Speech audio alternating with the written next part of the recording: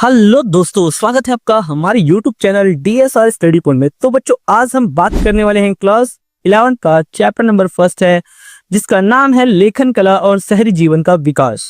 इस चैप्टर में बच्चों हम लोग बेसिकली हम पढ़ेंगे मेसोपोटामिया की सभ्यता के बारे में। ये इस वीडियो का फर्स्ट पार्ट है, तो शुरू करते हैं। सबसे पहले बच्चों मैं आप लोगों को बता दूं, जैसा कि आप सभी को पता है, चैप्टर का नाम है लेखन कला और शहरी जीवन की शुरुआत। तो लेखन कला अर्थात लिखने की कला की शुरुआत और जो हम शहरी लाइफ जीते हैं, इसकी शुरुआत सबसे पहले जो हुई थी वो मेसोपोटामिया से हुई थी। मेसोपोटामिया की अगर हम बात करें तो पहले तो बात कर दूं, मेसोपोटामिया एक यूनानी भाषा का शब्द है, जिसका अर्थ होता है, दो शब्दों से मिलकर बना हुआ है। मैसोस का मतलब होता है मध्य और पोटेमोस का मतलब होता है नदी, यानी दो नदियों के बीच का जो क्षेत्र होता है उसे हम मेसोपोटामिया कहते हैं। इसके साथ साथ अगर हम बात की जाए मेसोपोटामिया में ये दो नदियां कौन कौन सी थी, तो पहली थी दजला और दूसरी थी फरात, और इसके बीच का भाग ही क्या कहलाता था बच्चों, मेसोपोटामिया। आगे बात करते हैं मेसोपोटामिया की आखिर प्रसिद्धि के कारण क्या थे, आखिर दुनिया में ये मेसोपोटामिया जानी क्यों जाती है। तो मेसोपोटामिया क्यों फेमस है, अपने लेखन कला का विकास, यानी अर्थात सबसे पहले लिखने की कला का डेवलपमेंट जो हुआ था वो सबसे पहले मेसोपोटामिया में हुआ था। दूसरा, शहरी जीवन की शुरुआत सबसे पहले मेसोपोटामिया में हुई। तीसरा था साहित्य, साहित्य के लिए भी मेसोपोटामिया दुनिया में अपने जाना जाता है। और खगोल विद्या, खगोल विद्या का मतलब होता है एस्ट्रोलॉजिकल, अर्थात आप जैसे हम सुना होगा अमावस्या हो गया, पूर्णिमा हो गया, है ना, इन सब चीजों के बारे में सर्वप्रथम हमें मेसोपोटामिया के लोगों ने बताया था। ये थी मेसोपोटामिया के फेमस या प्रसिद्धि होने के कारण। अब बात करेंगे आखिर मेसोपोटामिया में भाषा का विकास कैसे हुआ था। देखो बच्चों, मेसोपोटामिया की सबसे पहली ज्ञात भाषा जो थी वो सुमेरियन थी, है ना, लेकिन धीरे धीरे क्या हुआ था कि अक्कदी भाषा ने इसकी जगह ले ली थी। अक्कदी भाषी जो लोग थे उनका प्रभाव बढ़ गया था। आप सभी को एक बात तो पता है कि किसी क्षेत्र में जिस भाषा का ज्यादा प्रभाव दिखता है वो उसी भाषा में मतलब मिल जाता है ना। इसके बाद तीसरी उसकी ज्ञात भाषा आरामाइक थी, जो हिब्रू भाषा से मिलती जुलती थी। तो इस तरीके से मेसोपोटामिया में भाषा का विकास हुआ था। अब बात करेंगे मेसोपोटामिया में पुरातात्विक खुदाई। देखो बच्चों, अगर हम बात करें मेसोपोटामिया में जो पुरातात्विक खुदाई हुई थी ये 1840 में हुई थी। मेसोपोटामिया में पुरातात्विक खुदाई कहाँ हुई थी, उरुक और मारी में हुई थी। सबसे ज्यादा लंबे समय तक जो खुदाई कार्य चला था मारी में चला था।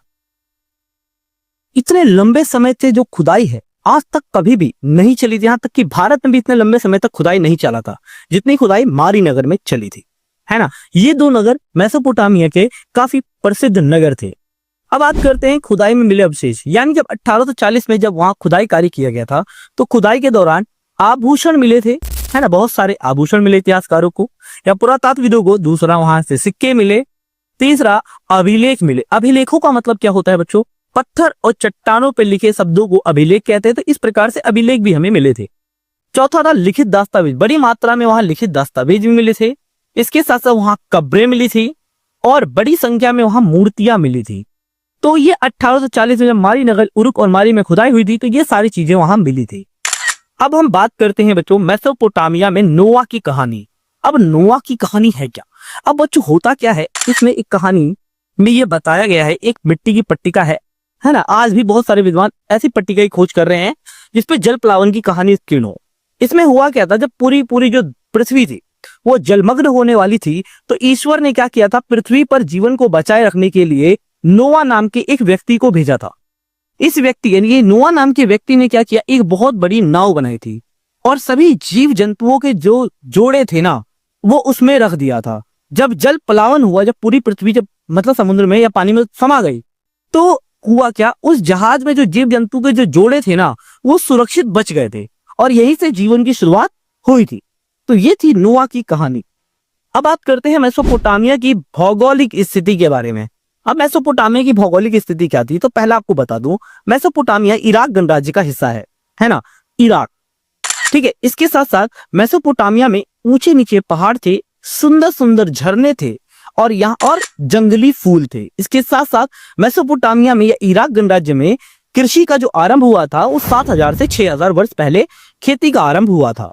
इसके साथ साथ यहाँ खेती के लिए पर्याप्त वर्षा हो जाती थी, लेकिन लोग क्या होते थे, खेती की अपेक्षा पशुपालन को ज्यादा महत्व दिया करते थे और बड़े बड़े स्टेपी घास के क्या होते थे यहाँ मैदान हुआ करते थे।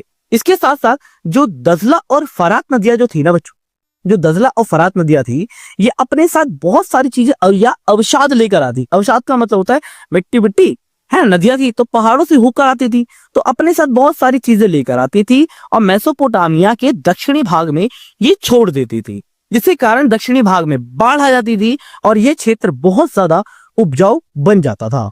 इसके साथ साथ यहाँ खेती के लिए मैंने आप लोग बता दिया पर्याप्त वर्षा होती थी। इसके साथ साथ मेसोपोटामिया के दक्षिणी भाग, मेसोपोटामिया का वो दक्षिणी भाग था जहां सबसे पहले लेखन कला की शुरुआत हुई थी।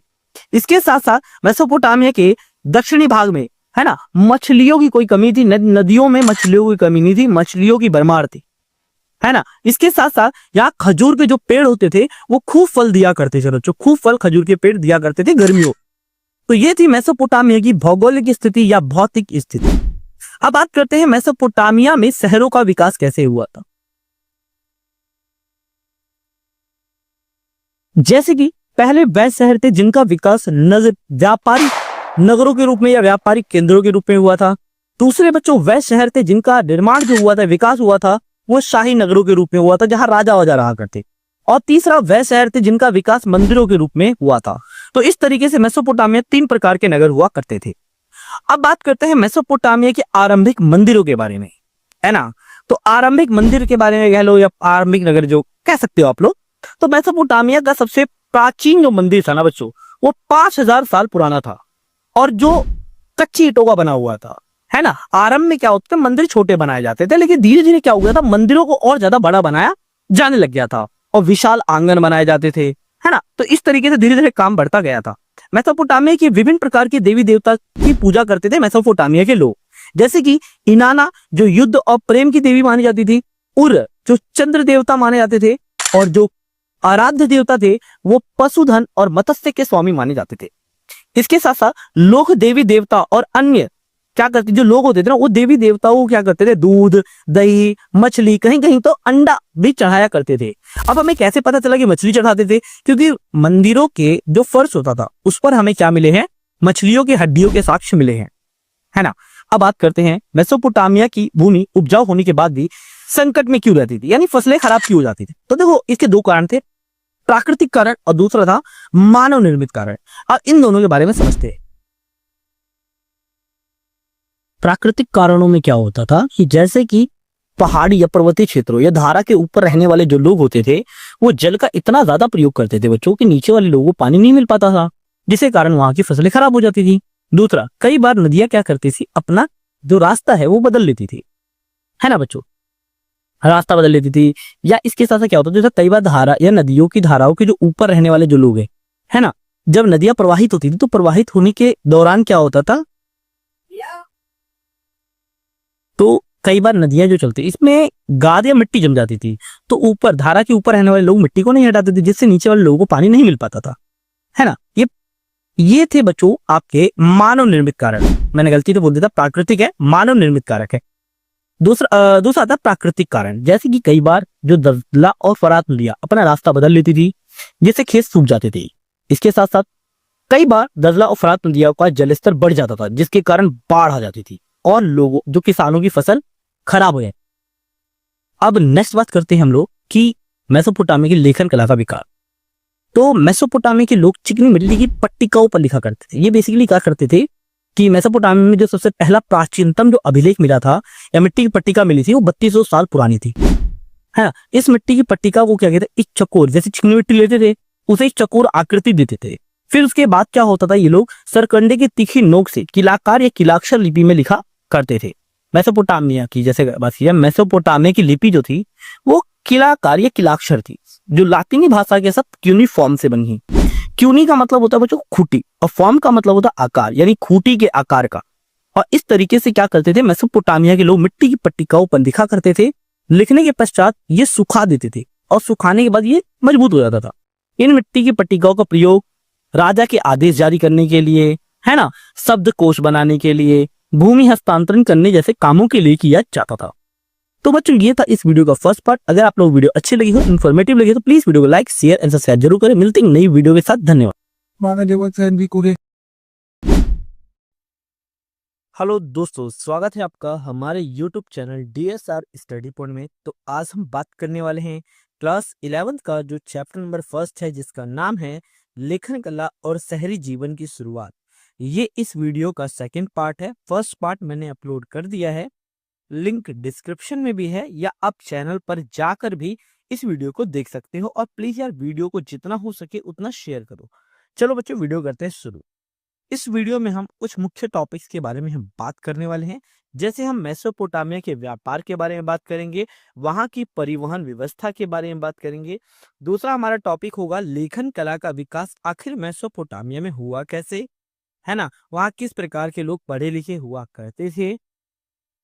चौथा टॉपिक होने वाला है हमारा कि आखिर जो गड़री है मतलब खाना बदोश या जो पशुओं को चराते हैं, और गांव के लोगों के बीच झगड़े क्यों होते थे। पांचवा टॉपिक है उरुक नगर की क्या विशेषता होती थी नगर नियोजन बारे में। मारी नगर की विशेषता के बारे में बात करेंगे। और लास्ट टॉपिक हमारा मेसोपोटामिया की उपलब्धि हो जाएगा। तो ये इस वीडियो में हम कंप्लीट चैप्टर कर लेंगे। तो चलो वीडियो करते हैं शुरू। पहला बात करते हैं मेसोपोटामिया के व्यापार के बारे में कि आखिर मेसोपोटामिया के लोग व्यापार कैसे करते थे, है ना बच्चों।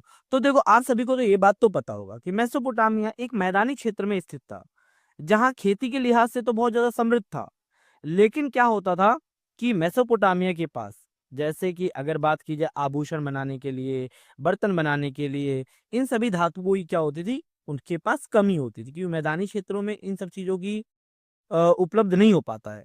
और मेसोपोटामिया के जैसे लोग जो होते थे, जैसे नावों को पोपलार के पेड़ और खजूर के पेड़ों से बनाया करते थे। लेकिन ये इतने अच्छी किस्म के नहीं होते थे, बहुत बेकार किस्म के होते थे, नाव कमजोर होती थी। अब मेसोपोटामिया के लोगों ने सोचा अब क्या करें। तो मेसोपोटामिया के लोगों ने क्या किया कि सोना, चांदी, तांबा, रांगा, सीसा, जस्ता, ये सारी चीजें किससे मंगवा ली, तुर्की खाड़ी पार और ईरान देशों से क्या करते थे, ये लोग मंगवा लिया करते थे। क्योंकि होता क्या था, पहाड़ी क्षेत्रों में क्या होता था, कृषि करना नामुमकिन था, पॉसिबल था ही नहीं। तो यहाँ देश के जो लोग होते थे, यानी ये जो पहाड़ी तुर्की और खाड़ी देश होते थे, यहाँ के जो लोग होते थे, ये लोग मेसोपोटामिया के लोग से वस्त्र, खाद, है ना, ये सारी चीजें ले लिया करते थे। और उसके बदले में क्या करते थे, ये खनिज सामग्री मेसोपोटामिया के लोगों को दे दिया करते थे। तो कहीं ना कहीं यहाँ वस्तु विनिमय प्रणाली थी। और इस तरीके से मेसोपोटामिया के लोग ईरान, तुर्की और खाड़ी जैसे देशों के लोग क्या करते थे, वस्तुओं का आदान प्रदान करते थे और व्यापार करते थे। ठीक है। इसके बाद हमारा नेक्स्ट टॉपिक आता है मेसोपोटामिया की परिवहन व्यवस्था के बारे में कि आखिर परिवहन व्यवस्था किस प्रकार से थी। तो देखो बच्चों, मेसोपोटामिया के जो लोग होते थे ना, वो स्थल परिवहन की जो जगह है, वो जल परिवहन को ज्यादा प्राथमिकता देते थे, है ना। हमने पहले ही पढ़ रखा है कि मेसोपोटामिया में कई सारी नदियां होती थी और नदियों के द्वारा वो लोग व्यापार करते थे। जैसे क्या होता था, अनाज के बोरों को क्या होता था, पहले जैसे वाहनों पर या बैलों पर जब लाद कर एक स्थान से दूसरे स्थान पर ले जाया जाता था, तो ये काफ़ी महँगा था। इनमें पशुओं की चारे की व्यवस्था करनी पड़ती थी, है ना? तो ये काफ़ी खर्चीली व्यवस्था थी। शहरी अर्थव्यवस्था इसका बोझ उठाने में क्या थी? असमर्थ थी।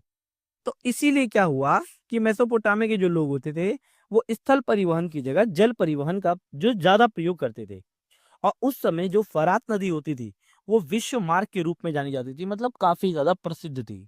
ज़्यादातर व्यापार इसी से होता था, है ना? इसके अंतर्गत क्या होता था, अनाज के बोरों को क्या होता था, जो नाव होती थी ना, उस पर लाद देते थे और एक स्थान से दूसरे स्थान पर ले जाते थे, है ना? और जो नाव होती थी वो हवा की गति से चलती थी, तो इसमें कोई भी ऊर्जा की खपत नहीं होती थी।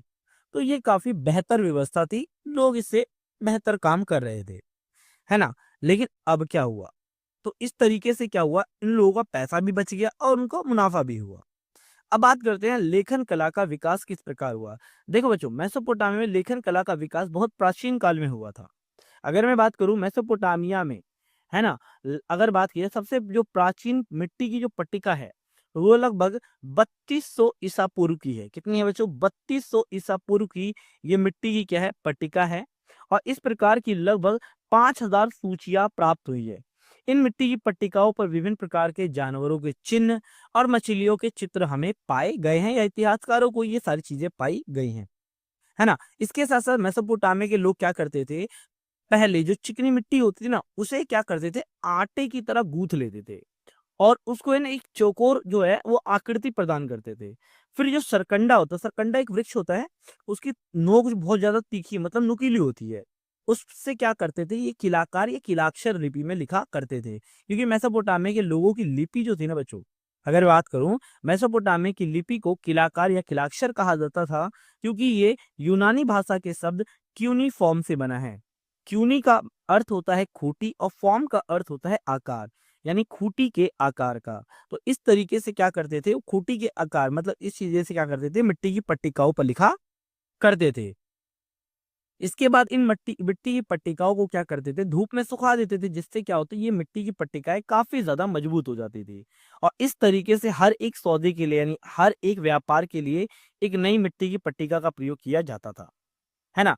अब बात करते हैं आखिर मेसोपोटामिया के लोग इन मिट्टी की पट्टिकाओं का जो प्रयोग है वो क्यों करते थे, आखिर रीजन क्या था।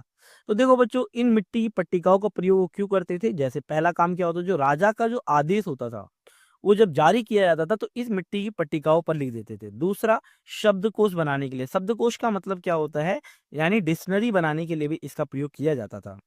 तीसरा, भूमि हस्तांतरण करने के लिए। भूमि हस्तांतरण का मतलब क्या है, अगर भूमि है वो किसी और के नाम करनी है तो उसके लिए भी इन मिट्टी की पट्टिकाओं का प्रयोग किया करते थे।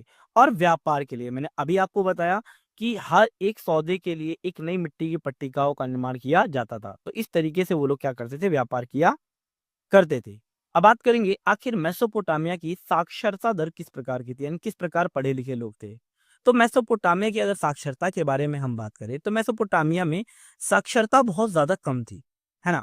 मेसोपोटामिया में अगर बात की जाए कि यहाँ चिन्हों की संख्या क्या थी, ज्यादा थी। जैसे हमारे कह करके अल्फाबेट जो होते हैं वो 52 होते हैं, तो इस प्रकार से यहाँ तो सैकड़ों में थी। सैकड़ों का मतलब 100 से ज्यादा और 1000 से कम, है ना। इन जो चिन्ह होते थे इन्हें पढ़ पाना बहुत ज्यादा मुश्किल होता था और बहुत ज्यादा पेचीदा होता था, है ना। काफी लोग इसे समझ नहीं पाते थे। तो इसीलिए मेसोपोटामिया की जो साक्षरता दर थी वो बहुत ज्यादा कम थी, यानी पढ़े लिखे जो लोग थे वो काफी कम थे और ज्यादातर लोग यहाँ खेती करते थे, तो इतना ज्यादा पढ़ाई लिखाई पे ध्यान नहीं देते थे। अब बात करते हैं आखिर जो गड़रिये तथा ग्रामीण लोगों के बीच आखिर झगड़े क्यों होते थे।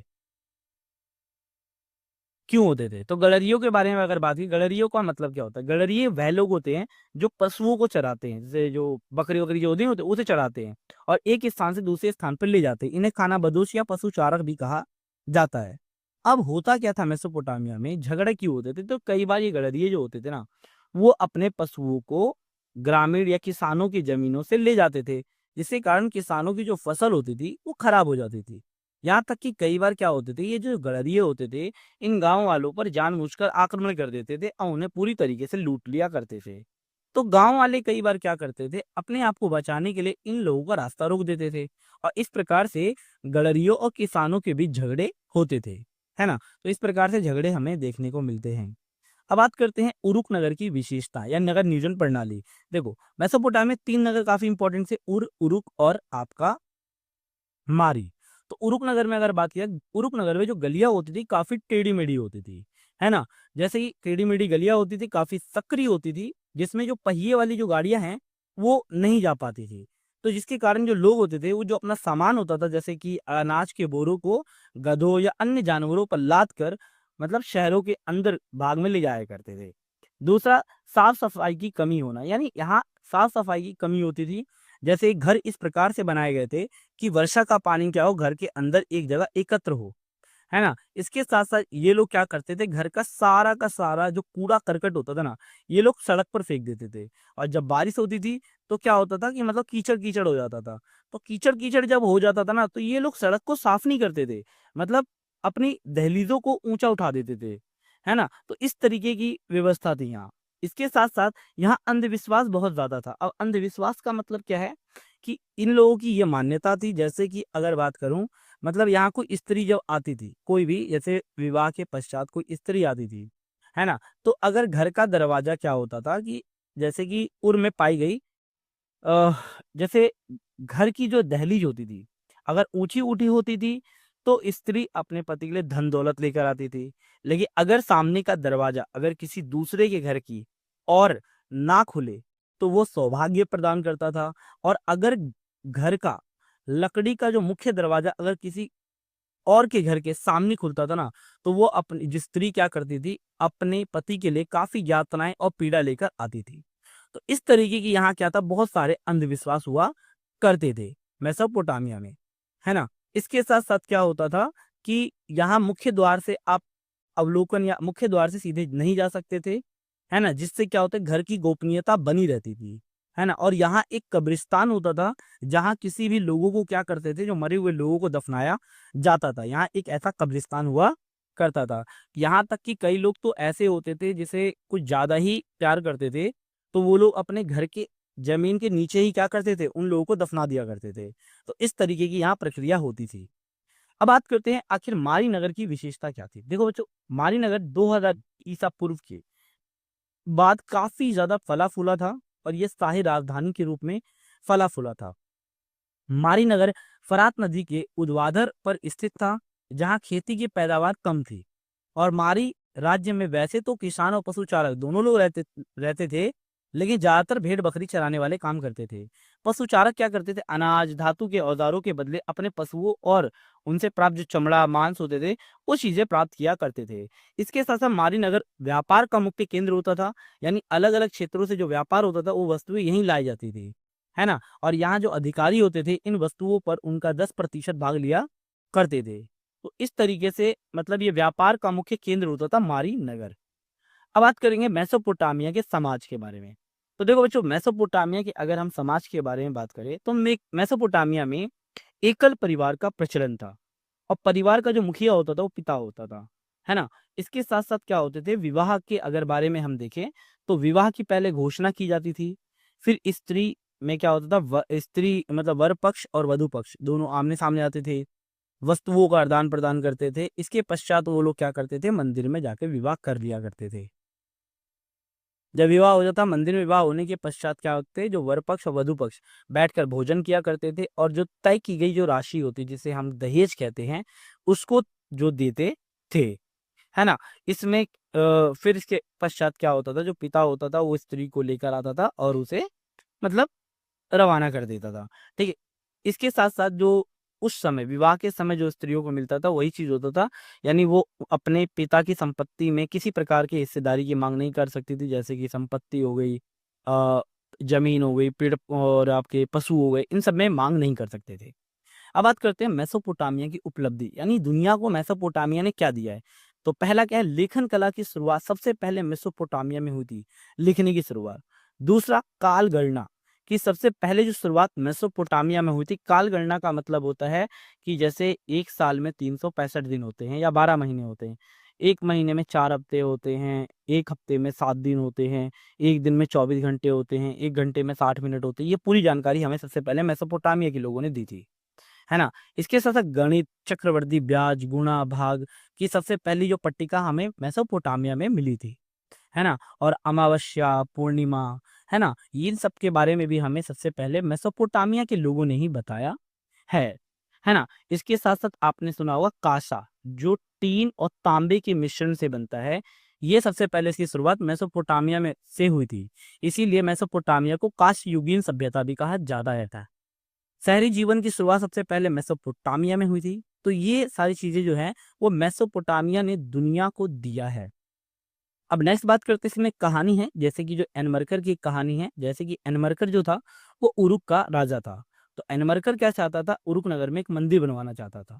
तो मंदिर बनवाने के लिए वो क्या करता है, अपने एक दास यानी दूत को बुलाता है और उससे बोलता है कि इस मंदिर को बनवाने के लिए जो लार्जवद, बहुमूल्य रत्न, आभूषण, कॉर्निलियन नीले रंग का जो पत्थर होता था, ये सारी चीजें जो जाओ और अरट्टा के शासक से लेकर आ जाओ। दूत कहता है ठीक है। तो दूत फिर निकल जाता है कहाँ, अरट्टा के शासक के पास। तो पहाड़, ऊंचे नीचे पहाड़ आते हैं, तो ऊंचे नीचे पहाड़ों पर जाता है रात की चांदनी में, है ना। लेकिन जब वो एक पहाड़ की तलहटी में पहुंचता है तो उसे एक सूसा जनजाति मिलती है जिसने उनको चूहों की तरह नमस्कार किया था। तो इस जनजाति ने क्या किया था, जैसे पहाड़ की तलहटी में उसे सूसा जनजाति मिली जिसे चूहों की तरह उसने नमस्कार किया था। फिर इसके बाद वो दूत जो है वो आगे पहुंचा, यानी अरट्टा के शासक के पास पहुंचा।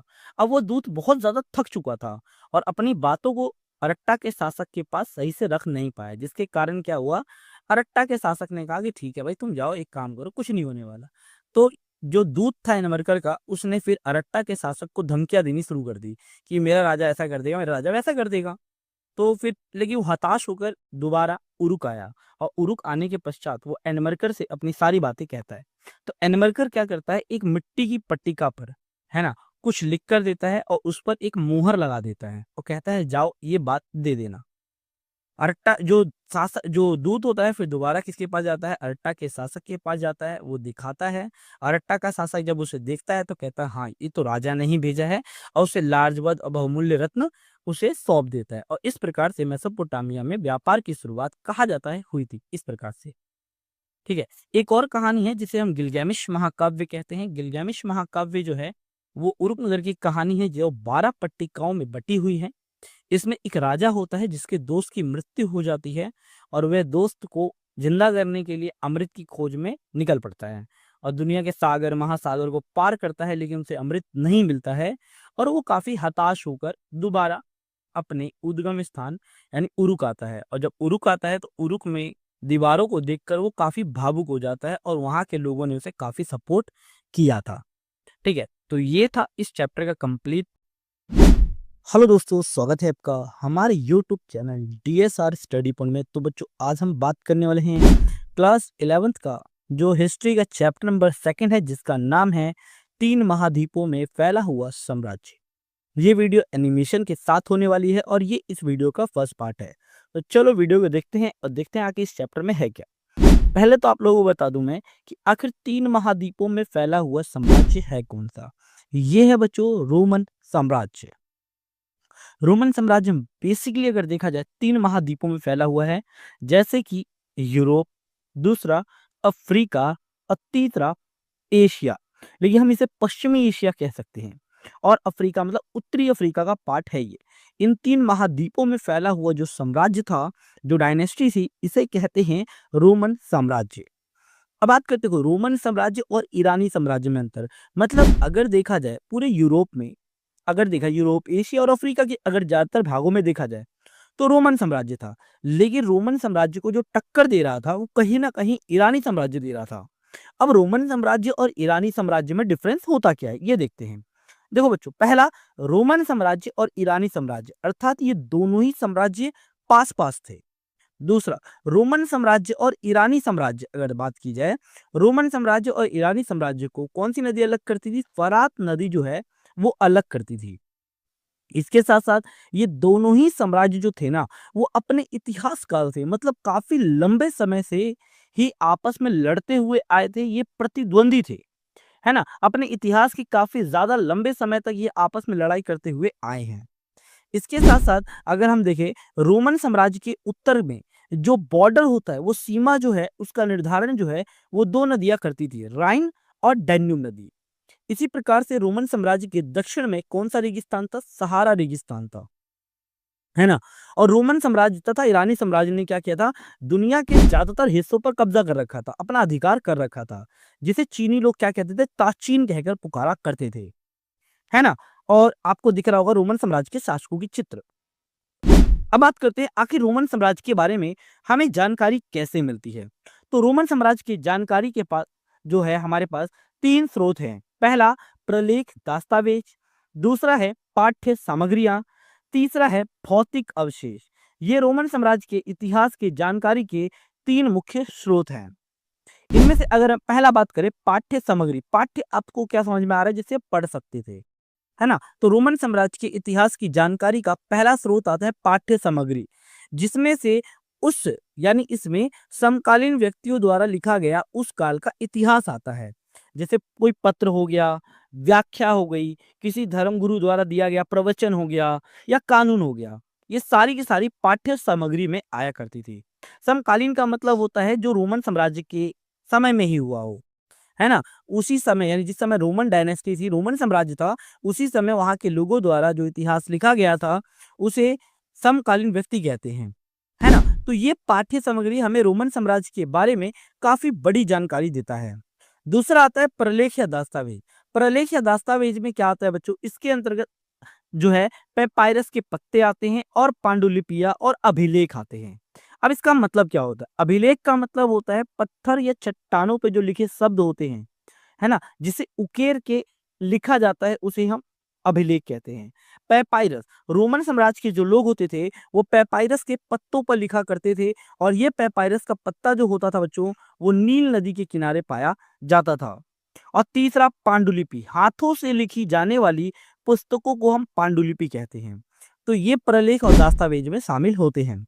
तीसरा, रोमन साम्राज्य की जानकारी का हमारा मुख्य स्रोत क्या है? भौतिक अवशेष। भौतिक अवशेष का मतलब क्या है? इसके अंतर्गत इमारतें आ जाती हैं, है ना, भवन जिसे कहते हैं, स्मारक आ जाता है, मिट्टी के बर्तन आ जाते हैं, सिक्के आ जाते हैं, मोहरे उस समय जो जारी किए गए थे, लोगों को किस प्रकार से उनको दफनाया जाता था, यानी कब्र। इससे हमें रोमन साम्राज्य के बारे में काफी विस्तृत जानकारी मिलती है। अब बात करेंगे आखिर रोमन साम्राज्य का काल यानी समय काल क्या है। देखो बच्चों, रोमन साम्राज्य के काल यानी समय को दो भागों में बांटा जाता है। पहला परवर्ती रोमन साम्राज्य कहा जाता है, और दूसरा पूर्ववर्ती रोमन साम्राज्य। अब इन दोनों में आखिर अंतर क्या होता है, चलो ये देखते हैं। पहले बात करते हैं पूर्ववर्ती रोमन साम्राज्य, अर्थात अगर हम बात करें बच्चों, तो तीसरी शताब्दी के मुख्य भाग को हम क्या कहते हैं? पूर्ववर्ती रोमन साम्राज्य कहते हैं, जो मुख्य भाग था, मेन भाग था, है ना। और परवर्ती रोमन साम्राज्य किसे कहते हैं? अर्थात जो है तीसरी शताब्दी जो थी ना बच्चों, तीसरी शताब्दी के बाद के काल को हम परवर्ती रोमन साम्राज्य कहते हैं। तो ये रोमन साम्राज्य के दो काल को बांटा गया है। इसके बारे में हम आगे समझेंगे कि आखिर इन दोनों काल में हुआ क्या था। नेक्स्ट बात करते हैं। देखो, रोमन साम्राज्य के तीन मुख्य खिलाड़ी हुआ करते थे।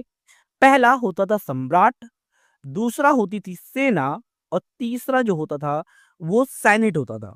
ये तीन रोमन साम्राज्य के तीन खिलाड़ी हुआ करते थे।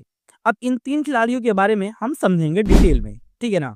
पहले हम बात करते हैं रोमन साम्राज्य में सम्राट के बारे में, जिसमें से हम बात करेंगे। देखो बच्चों, रोमन साम्राज्य जो था वो 509 ईस्वी से लेकर, है ना, 27 ईसा पूर्व तक, इस समय ये क्या था? गणतंत्र था। गण मतलब लोग, तंत्र मतलब शासन, यानी इस समय लोगों का शासन था। अगर सैद्धांतिक रूप से देखा जाए तो जूलियस सीजर का ही शासन था इस टाइम पे। लेकिन क्या हुआ था, जब रोमन साम्राज्य गणतंत्र था तो इस समय सीनेट नामक संस्था का काफी ज्यादा वर्चस्व था। ये सीनेट कौन होते थे? ये समाज के काफी वर्चस्वकारी, धनी, कुलीन, या इसे अभिजात वर्ग भी कहा जा सकता है ना। समाज के काफी धनी लोग आया करते थे। सीनेट की सदस्यता जो होती थी वो जीवन भर चलती थी, मतलब मरने के बाद वो सदस्यता उसके पुत्र को मिलती थी, है ना। लेकिन क्या हुआ, लेकिन इसके बाद क्या हुआ, 27 ईसा पूर्व में जूलियस सीजर का पुत्र आया जिसका नाम था ऑक्टेवियन, है ना। और ऑक्टेवियन ही आगे जाकर जब राजगद्दी को प्राप्त किया तो उसका नाम ऑगस्टस हो गया था, है ना। और ऑगस्टस ने क्या किया था, 27 ईसा पूर्व में एक साम्राज्य या एक राज्य स्थापित किया था जिसे प्रिंसिपेट कहते हैं। एक बात मैं बता दूं, ऑगस्टस का जो शासन काल है वो शांति और समृद्धि के लिए जाना जाता है। मतलब इस समय क्या हुआ था, रोमन साम्राज्य में काफी बड़े स्तर पर उसका विकास हुआ था। अब बात करेंगे रोमन साम्राज्य में सेना की विशेषता, है ना। अब रोमन साम्राज्य में सेना की विशेषता क्या थी? देखो, पहला, रोमन साम्राज्य में जो सेना होती थी वो व्यवसायिक तौर पर वेतन भोगी होती थी। मतलब प्रत्येक सेना के अधिकारी को या व्यक्ति को वेतन दिया जाता था, उन्हें सैलरी रखा जाता था। दूसरा, रोमन साम्राज्य में प्रत्येक व्यक्ति को 25 सालों तक सैनिक सेवा देनी पड़ती थी। मतलब वहां जाके सेना में काम करना पड़ेगा 25 सालों तक, ठीक है। तो ये भी एक विशेषता थी। तीसरा बच्चों क्या था कि चौदहवीं शताब्दी, चौथी शताब्दी तक रोमन साम्राज्य में देखा जाए 6 लाख सैनिक थे। इतने बड़े भारी भरकम सेना थी रोमन साम्राज्य में। और चौथा, रोमन साम्राज्य में जो सेना होती थी वो बलात् भर्ती वाली होती है। अब बलात् भर्ती वाली व्यस्क सेना क्या होती है, यानी इसे फारस से मंगाया जाता था। इस सेना में जो सदस्य होते थे फारस से आते थे, और ये काफी कुशल होते थे। व्यस्क, व्यस्क का मतलब क्या होता है? मतलब जो है युवा थे, होते थे इसके अंदर, है ना। तो काफी फुर्तीली सेना हुआ करती थी। इसके साथ साथ ऑगस्टस, मैंने अभी आपको बताया कि जैसे क्या हुआ था, ऑगस्टस ने 27 ईसा पूर्व में एक राज्य स्थापित किया था जिसे प्रिंसिपेट कहते हैं। ऑगस्टस की अगर बात की जाए, मैं उस समय बताना आप लोगों को भूल गया था कि ऑगस्टस का जो शासन काल है ना, वो शांति और समृद्धि के लिए जाना जाता है। जो ऑगस्टस का शासन काल है बच्चों, वो शांति और समृद्धि के लिए जाना, बताना मैं भूल गया था। इसके साथ साथ ऑगस्टस के शासन काल को रोमन साम्राज्य का स्वर्ण काल भी कहा जाता है। इस काल में रोमन साम्राज्य में कोई भी युद्ध नहीं हुआ था। मैंने आपको बताया था ना, इस काल में वो शांति और समृद्धि के लिए जाना जाता है, और व्यापार में काफी ज्यादा क्या हो गई थी, बढ़ोतरी हो गई थी, है ना। और इसके साथ साथ जो शासक होता था, शासक के दौरान जैसे कि पहले जूलियस सीजर था, उसके बाद ऑगस्टस, फिर ऑगस्टस का कोई पुत्र नहीं था तो उसने एक पुत्र गोद लिया था जिसका नाम था टिबेरियस, और टिबेरियस के बाद ट्राजान आया था। ठीक है, तो मैंने सेना के बारे में आप लोगों को ये सारी चीजें बता दी। सेना के बारे में पांचवा पॉइंट था, रोमन साम्राज्य में कई बार जो सेना होती थी वो आंदोलन करती थी। किस लिए आंदोलन करती थी? बेहतर वेतन के लिए। विशेषकर जो सेनापति होते थे वो बेहतर वेतन के लिए आंदोलन कर देते थे।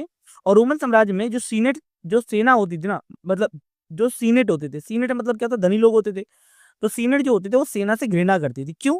मतलब बेकार समझती थी। उन्हें ऐसा लगता था कि भाई कि सेना तो युद्ध करती है, लड़ाई झगड़ा ज्यादा करती है, और सीनेट को ये चीज ज्यादा पसंद नहीं था। इसीलिए सीनेट जो सेना से घृणा करती थी। अब बात करते हैं सीनेट की विशेषता, है ना। देखो मैंने अभी बताया, जो सीनेट वह संस्था थी जिसमें समाज के धनी और अभिजात वर्ग के लोग आया करते थे। दूसरा, सीनेट की सदस्यता जो होती थी वो जीवन भर चलती रहती थी, आप हमेशा रहोगे।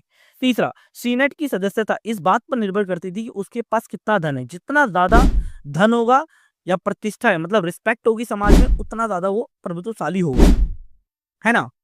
अब बात करते हैं, तो ये तो रहा तीनों वर्गों की विशेषता के बारे में। अब हमारा टॉपिक है तीसरी शताब्दी का संकट। अब तीसरी शताब्दी का संकट था क्या? देखो बच्चों, रोमन साम्राज्य में अगर देखा जाए तो मैंने आपको बताया था रोमन साम्राज्य में पहली और दूसरी शताब्दी क्या थी, शांति और समृद्धि के लिए जानी जाती है। लेकिन तीसरी शताब्दी में क्या हुआ था, एक खुखार वंश की स्थापना हुई थी जिसे संसानी वंश कहते हैं। कब हुई थी? 225 ईस्वी में, है ना, जिसे संसानी वंश कहा जाता है। इस वंश ने क्या किया, केवल 15 वर्षों के अंदर ही रोमन साम्राज्य के ज्यादातर हिस्सों पर क्या कर लिया था, कब्जा कर लिया था, है ना। और रोमन साम्राज्य की पूर्वी राजधानी जो एंटियोक थी उस पर भी कब्जा कर लिया था, है ना। एक हमें अभिलेख या शिलालेख मिलता है जिसमें शाहपुर प्रथम एक शासक थे। तो शाहपुर प्रथम ने यह दावा किया है कि उन्होंने किस प्रकार रोमन सेनाओं का, यानी 60,000 रोमन सेनाओं को क्या किया था, मौत के घाट उतार दिया था।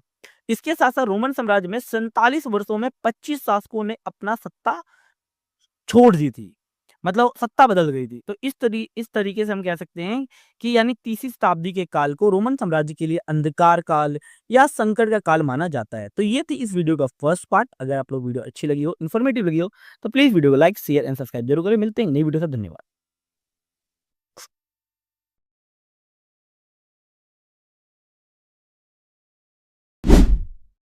हेलो दोस्तों, स्वागत है आपका हमारे YouTube channel DSR study point में। तो आज हम बात करने वाले हैं क्लास 11th का जो चैप्टर नंबर 2 है, जिसका नाम है 3 महाद्वीपों में फैला हुआ साम्राज्य। ये इस वीडियो का सेकंड पार्ट है। फर्स्ट पार्ट मैंने अपलोड कर दिया है, लिंक डिस्क्रिप्शन में है, जाकर आप देख सकते हैं, या चैनल पर भी जाकर देख सकते हैं। और मेरे चैनल पे आपको सारी की सारी वीडियो एनिमेशन के माध्यम से मिलेगी। तो चलो वीडियो करते हैं शुरू। अब हमने प्रीवियस वीडियोस में हमने काफी टॉपिक्स के बारे में बात कर ली थी, जैसे रोमन साम्राज्य के बारे में बात करी थी, वो की जानकारी के स्रोत के बारे में बात करी थी, हमने सम्राट के बारे में बात करी थी, 3 खिलाड़ियों के बारे में बात करी थी। इसमें सबसे पहला टॉपिक है रोमन साम्राज्य का जो है उसका समाज कैसा था। पहला था एकल परिवार। देखो बच्चों, रोमन साम्राज्य में क्या होता था, यहाँ एकल परिवार का प्रचलन था, और परिवार का जो मुखिया होता था पिता होता था। लेकिन क्या होता था, जो वयस्क पुरुष होते थे ना, या वयस्क पुत्र होते थे जो बड़े हो जाते थे, वो अपने माता पिता के साथ नहीं रहा करते थे। दूसरा क्या था बच्चों, परिवार के सदस्य दास, यानी परिवार जनों में दासों को एक महत्वपूर्ण हिस्सा माना जाता था उस टाइम पे। और दास जो है वो 7 रखे जाते थे, मतलब हर घर में एक आपको दास तो मिल ही जाएगा, और उस परिवार का महत्वपूर्ण हिस्सा माना जाता था, है ना। इसके साथ साथ विवाह प्रणाली, अर्थात रोमन साम्राज्य में क्या होता था बच्चों, स्त्रियों के विवाह की आयु जो थी वो 16 से 23 साल थी, और पुरुषों के विवाह की आयु 28 से लेकर 32 साल के बीच होती थी। और इसके साथ साथ यहाँ तलाक लेना बहुत ज्यादा आसान हुआ करता था। और इसके साथ साथ जब स्त्री का विवाह होता था, विवाह के बाद भी जो लड़की होती थी वो अपने पिता की संपत्ति में हिस्सेदारी की मांग बिल्कुल कर सकती थी, ये उसे अधिकार मिला हुआ था, है ना। और मैंने भी आपको बताया कि यहाँ एक कानून बनाया गया था जिसमें तलाक आसानी से लिया जा सकता था, है ना। और यहाँ स्त्री और पुरुष दोनों ही एक अलग वित्तीय हस्ती मानी जाती थी। कहने का मतलब क्या है, स्त्री जो पैसा कमाएगी वो स्त्री का है, पुरुष जो पैसा कमाएगा वो पुरुष का है ना। इसके साथ साथ महिलाओं पर अत्याचार, ये भी देखा गया है कि रोमन साम्राज्य में पुरुष स्त्रियों पर हावी होते थे तथा इन्हें मारा पीटा भी किया करते थे, मतलब मारते पीटते भी थे, है ना। एक पोप अधिकारी थे जिनका नाम था ऑगस्टीन। उन्होंने बताया कि जब वो बचपन में जब छोटे थे तो उनके पिता द्वारा उनकी माता को बहुत ज्यादा मारा पीटा जाया करता था। इसके साथ साथ क्या होता था, पुरुषों को अपने पुत्र पर कानूनी नियंत्रण हुआ करता था, यहाँ ये भी देखा गया है कई बार नवजात शिशु जो होते थे, जो बच्चे अभी जन्म लिए हैं, है ना? ये गलत तरीके से मतलब जन्म लिए हैं, तो पिता क्या करता था, अपने बच्चों को, जो छोटा बच्चा होता था, उसे मरने के लिए ठंडी में क्या करते थे, छोड़ दिया करते थे, जिसके कारण बच्चे की मौत हो जाती थी। तो इस तरीके के अधिकार हुआ करते थे रोमन साम्राज्य में। अब बात करते हैं रोमन साम्राज्य में आखिर साक्षरता दर कैसी थी? साक्षरता का मतलब होता है पढ़े-लिखे लोग। देखो, तो रोमन साम्राज्य में काम चलाऊ साक्षरता थी बच्चों। ना ज्यादा पढ़े लिखे लोग थे और ना कम पढ़े लिखे लोग थे। यहाँ काम चलाऊ साक्षरता थी। एक नगर था जिसका नाम था पोम्पेई नगर। तो पोम्पेई नगर 79 ईस्वी में क्या हुआ था, एक ज्वालामुखी फटने के कारण ये जमीन के अंदर दफन हो गया था। और जब यहाँ खुदाई की गई, तो खुदाई के दौरान यहाँ की दीवारों पर क्या मिला था बच्चों, विज्ञापन चित्र पाए गए थे। जो यहाँ पर विज्ञापन जो चित्र थे वो यहाँ पाए गए थे रोमन साम्राज्य में। अब बात करते हैं पढ़े लिखे लोग। देखो, रोमन साम्राज्य में कौन लोग पढ़े लिखे होते थे, जैसे कि सैनिक होते थे, फौजी जो अफसर होते थे वो लोग पढ़े लिखे होते थे, और संपदा प्रबंधक, जिस जमीन के जो जमीन से संबंधित जो काम करते थे, ये सारे लोग क्या होते थे, पढ़े लिखे लोग हुआ करते थे, है ना? इसके साथ साथ मिस्र में आज भी सैकड़ों पेपायरस के बचे हुए जो पेपायरस के पत्ते हैं, जिन पर अत्यधिक औपचारिक दस्तावेज, जैसे कि संविदा पत्र। संविदा का मतलब क्या होता है, जो दूर क्षेत्र में रहता था ना, तो उसके लिए जो पत्र लिखा जाता था, है ना, वो होते थे, है ना। और आमतौर पर व्यवसायिक लिपिक द्वारा लिखे जाते थे। जो काम करता, जो लिखे, मतलब हर कोई ये लिख नहीं सकता था। जिनका व्यवसाय था लिखने का, वही लोग ये लिखते थे। ये दस्तावेज अक्सर हमें ये बताते हैं कि अमुक व्यक्ति क अथवा ख पढ़ या लिख नहीं सकता था। क और ख बिल्कुल नहीं पढ़ सकते थे ये लोग। ये चीज़ हमें बताती हैं। तो इस प्रकार की साक्षरता दर थी। अब बात करते हैं रोमन साम्राज्य में सांस्कृतिक विविधता की। देखो बच्चों, रोमन साम्राज्य जो था वो सांस्कृतिक विविधता वाला देश था। सांस्कृतिक विविधता का मतलब क्या होता है कि यहाँ अलग-अलग देवी देवता थे, है ना? अलग-अलग बोलचाल थी, अलग-अलग भाषाएं थी, अलग-अलग वेशभूषा थी, अलग-अलग शैलियाँ थी, अलग-अलग भोजन के प्रकार थे, अलग-अलग सामाजिक संगठन थे और अलग-अलग जनजातियाँ थी। तो आपको रोमन साम्राज्य में विभिन्न प्रकार की सांस्कृतिक विविधता दिखाई दे ये, है ना? बहुत सारी विविधता दिखाई देती है ना? यहाँ प्रमुख भाषा समूह के अगर बारे में बात करूँ, तो जो मिस्र में कॉप्टिक भाषा बोली जाती थी, उत्तरी अफ्रीका में जो प्यूनिक है और बर्बर जो शब्द है, ये भाषा बोली जाती थी। इसके साथ-साथ स्पेन तथा उत्तरी पश्चिमी में केल्टिक भाषा बोली जाती थी। इसके साथ-साथ 30वीं शताब्दी के अगर आस-पास के बारे में बात की जाए, तो जो बाइबल थी, जो ईसाइयों की प्रमुख पुस्तक बाइबल का कॉप्टिक भाषा में क्या हुआ था, ट्रांसलेट किया गया था। और कई स्थानों पर लातीनी भाषा में प्रसार ने उन भाषाओं को लिखित रूप स्थान दिया था, जिसका पहले से व्यापक प्रसार था। ऐसा विशेष रूप से केल्टिक भाषा के साथ हुआ साथ, मतलब जो केल्टिक भाषा में जो बाइबल को लिखा गया था, उससे लोगों को पढ़ने में बहुत ज़्यादा आसानी हो गई थी। अब बात करते हैं रोमन साम्राज्य के आर्थिक विस्तार के बारे में। मोस्ट इंपॉर्टेंट टॉपिक है, हर बार पेपर में पूछा जाता है। तो साम्राज्य में बंदरगाह थे, खदानें थी, और ईंट भट्टे की खदानें थी, जैतून की तेल की फैक्ट्रियां थी। ये इनकी संख्या बहुत ज्यादा थी रोमन साम्राज्य में। और गेहूं, अंगूरी शराब और जैतून का तेल, है ना, यहाँ ज्यादातर व्यापार होता था। इन सब चीजों का व्यापारिक फसल हुआ करती थी। स्पेन में जैसे गैलिक हो गया, स्पेन हो गया, गैलिक हो गया, प्रांत हो गया, उत्तरी अफ्रीका हो गया, मिस्र हो गया। यहाँ अपेक्षाकृत कम मात्रा में इटली से आती थी। क्या? ये गेहूं, अंगूरी या जैतून तक, जहां इन फसलों के लिए सर्वोत्तम स्थितियां उपलब्ध हुआ करती थी। इसके साथ साथ शराब, जैतून के जो तरल पदार्थ, शराब जो होता ना, शराब, जैतून एक तेल होता था, जिन कंटेनर्स में इसको रखा जाता था उसे कहा जाता था एम्फोरा, है ना? क्या कहा जाता है? एम्फोरा। और इन कंटेनर या इन मटकों के टूटे हुए टुकड़े बड़ी संख्या में अभी भी आपको देखने को मिल जाएंगे, है ना? कहाँ मिलेंगे आप लोगों को? रोम में मोंटी टेस्टिट्यू एक जगह है, यहाँ इस प्रकार के कंटेनर 5 करोड़ कंटेनर पाए गए, या इससे ही बहुत ज्यादा कंटेनर पाएगा, आपको चित्र में भी दिख रहा होगा। जैतून का तेल मुख्य रूप से ऐसे कंटेनर में रखा जाता था जिन्हें ड्रेसल 20 भी कहा जाता था। क्यों ड्रेसल 20 कहते थे? क्योंकि इसकी खोज सबसे पहले भूमध्य सागर के निकट में हेनरी ड्रेसल ने की थी, इसीलिए इसे क्या कहते हैं? ड्रेसल 20 भी कहा जाता है। इसके साथ साथ इटली से कैंपेनिया, सिसिली, मिस्र और फ्यूम, गैलिली, जो बाइजेकियम, दक्षिणी गॉल, ये और गैलिली, जो आपका बाइटिक हो गया, ये सारे एक ऐसे क्षेत्र थे जहां जनसंख्या ज्यादा थी। यूरोप में या रोमन साम्राज्य से ज्यादा जनसंख्या ये वाले, सबसे ज्यादा जनसंख्या वाले क्षेत्र यही थे। सिसिली और बाइजेकियम जो रोम के भारी मात्रा में यहाँ से गेहूं निर्यात करते थे रोम में। इस काल में जल शक्ति से चलाने के लिए प्रौद्योगिकी में प्रगति की गई थी। स्पेन की सोने और चांदी की खानों में जल शक्ति से खुदाई होती थी, है ना? और पहली तथा दूसरी शताब्दियों में बड़े भारी औद्योगिक पैमाने पर क्या हुआ था, इन खानों से क्या होता है, खनिजों को निकाला जाता था। किसके बल पर? जल शक्ति के बल पर, है ना? तो इस तरीके का यहाँ का होता था। अब बात करते हैं श्रमिकों पर नियंत्रण, या हम कह सकते हैं रोमन साम्राज्य में दासों की स्थिति। अब देखो होता क्या था, इटली की कुल अगर जनसंख्या देखी जाए तो 75 लाख थी, और 75 लाख में से 30 लाख जो क्या थे, दास ही थे।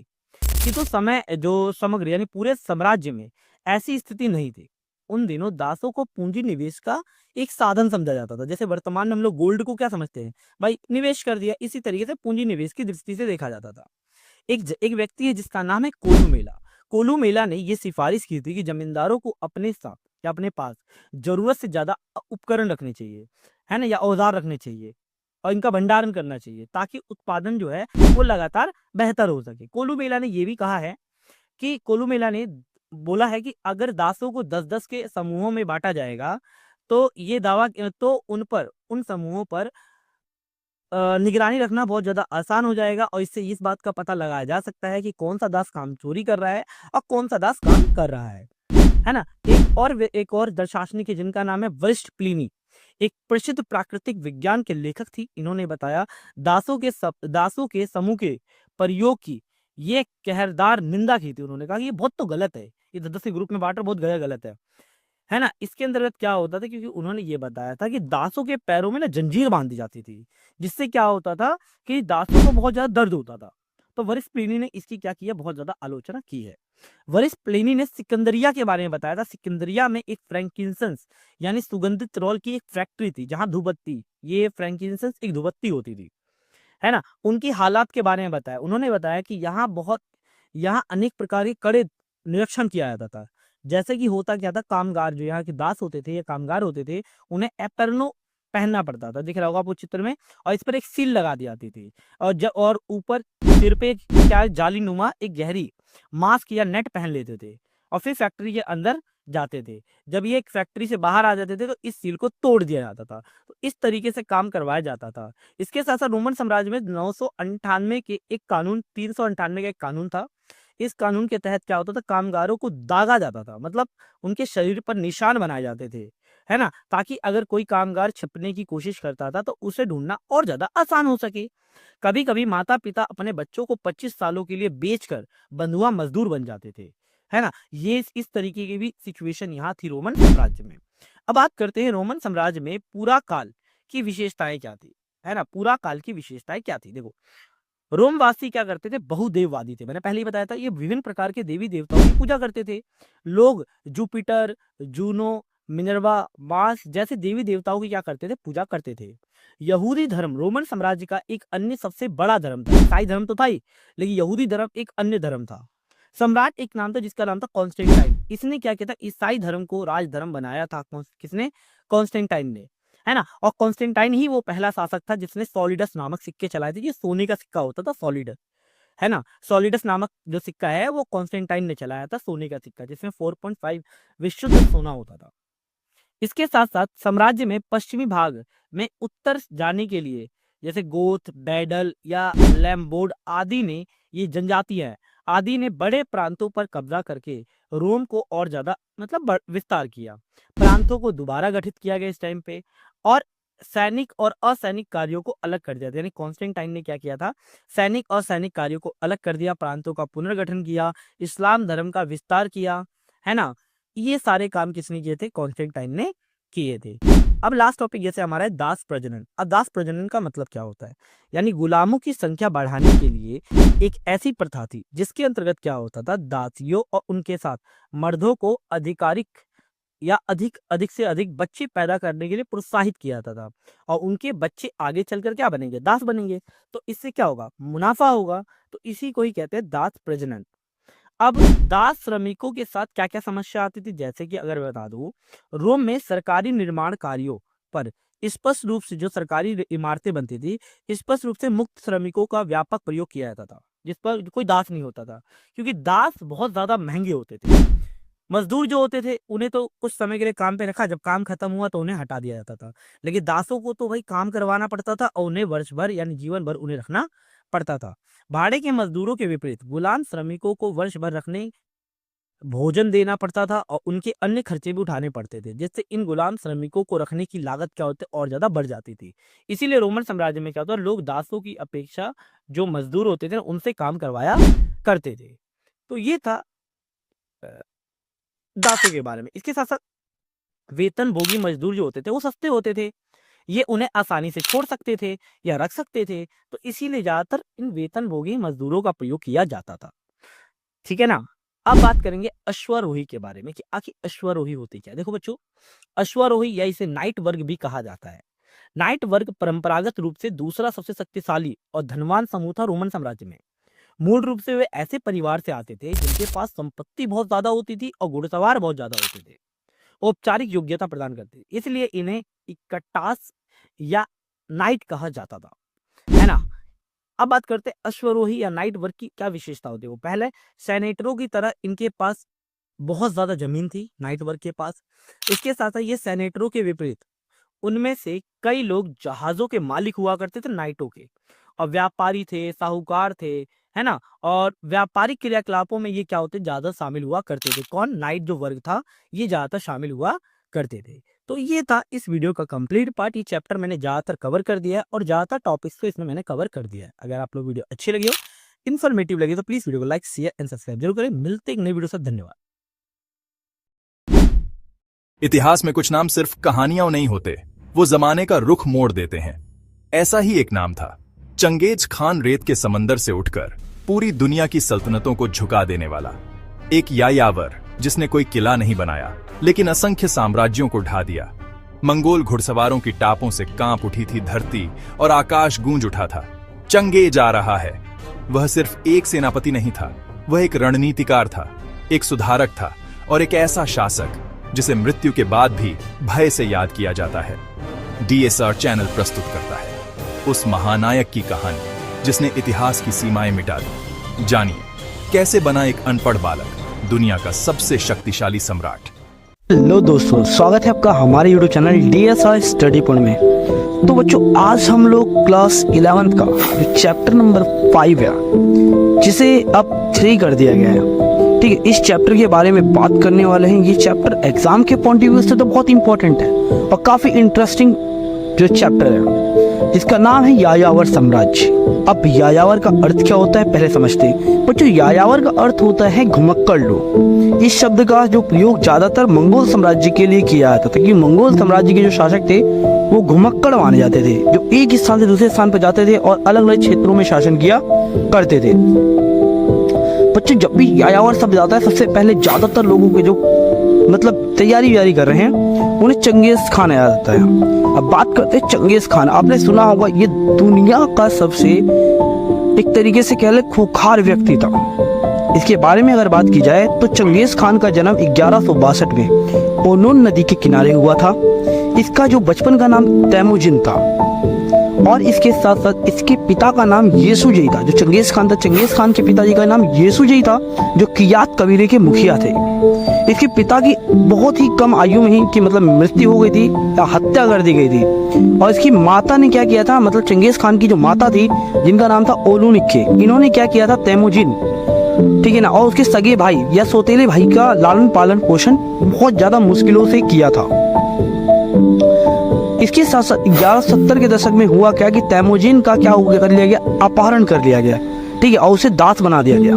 और उसकी शादी भी हो चुकी थी, उसकी पत्नी का नाम था बोरट्टे, उसका भी अपहरण कर लिया गया। जिसके कारण क्या हुआ, अंदर ही अंदर जो चंगेज खान था वो बहुत ज्यादा दुखी होने लग गया और अपनी पति को छुड़वाने के लिए, जो अपनी पत्नी है उसको छुड़वाने के लिए इसने काफी ज्यादा लड़ाई लड़ी। और विपत्ति के इन वर्षों में भी क्या किया था, उसका एक मित्र बनाने का नहीं छोड़ा। मतलब मित्र तो उसने बनाया है, ठीक है, उसका नवयुवक जो फ्रेंड था जिसका नाम था बोगुरच्चू, उसका पहला मित्र था और उसने सदैव एक विश्वास साथी के रूप में क्या किया, तैमुजिन का साथ दिया था। तैमुजिन का जो सगा भाई जिसका नाम था जमुका, उसका एक अन्य विश्वसनीय मित्र था चंगेज खान का। इसके साथ साथ तैमुजिन ने क्या किया था, अपने पिता के जो भाई, जो बड़ा भाई था, इसका नाम था तुगरील उफ खान, के साथ क्या कहते, जो काफ़ी ज़्यादा संबंध बना लिए थे, मतलब उनके साथ रहने लग गया था, ठीक है। और ये केराइट लोगों के शासक करने लग गया था। इसके साथ साथ अब चंगेज़ खान एक महानायक कैसे बना था, ठीक है। तो बच्चों, एक चंगेज़ खान जो था वो महान नायक बना कैसे था, तो तैमूजिन का जो सगा भाई था, इसका नाम था जमुका, जो बाद में उसका क्या बन गया था, शत्रु बन गया था सबसे बड़ा।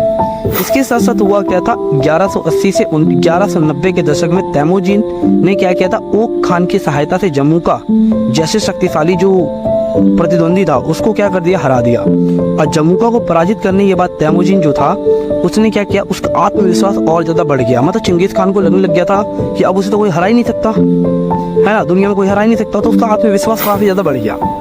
अब वे अपने अन्य शत्रुओं को क्या करने लग गया, जो युद्ध करने लग गया और उन्हें हराने लग गया था। यहाँ तक कि अपने पिता के हत्यारे तातार केराइट यानी स्वयं ओक खान की बाद में क्या कर दी थी बच्चों, हत्या कर दी थी।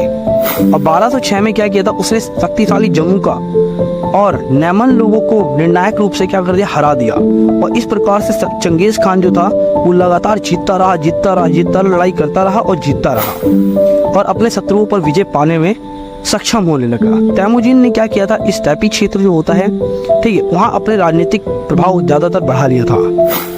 और इसके साथ साथ क्या था, कुरीलिताई की एक सभा, मतलब इनने क्या किया था, चंगेज खान ने एक संगठित सभा बनाया था जिसे कहते हैं कुरीलिताई।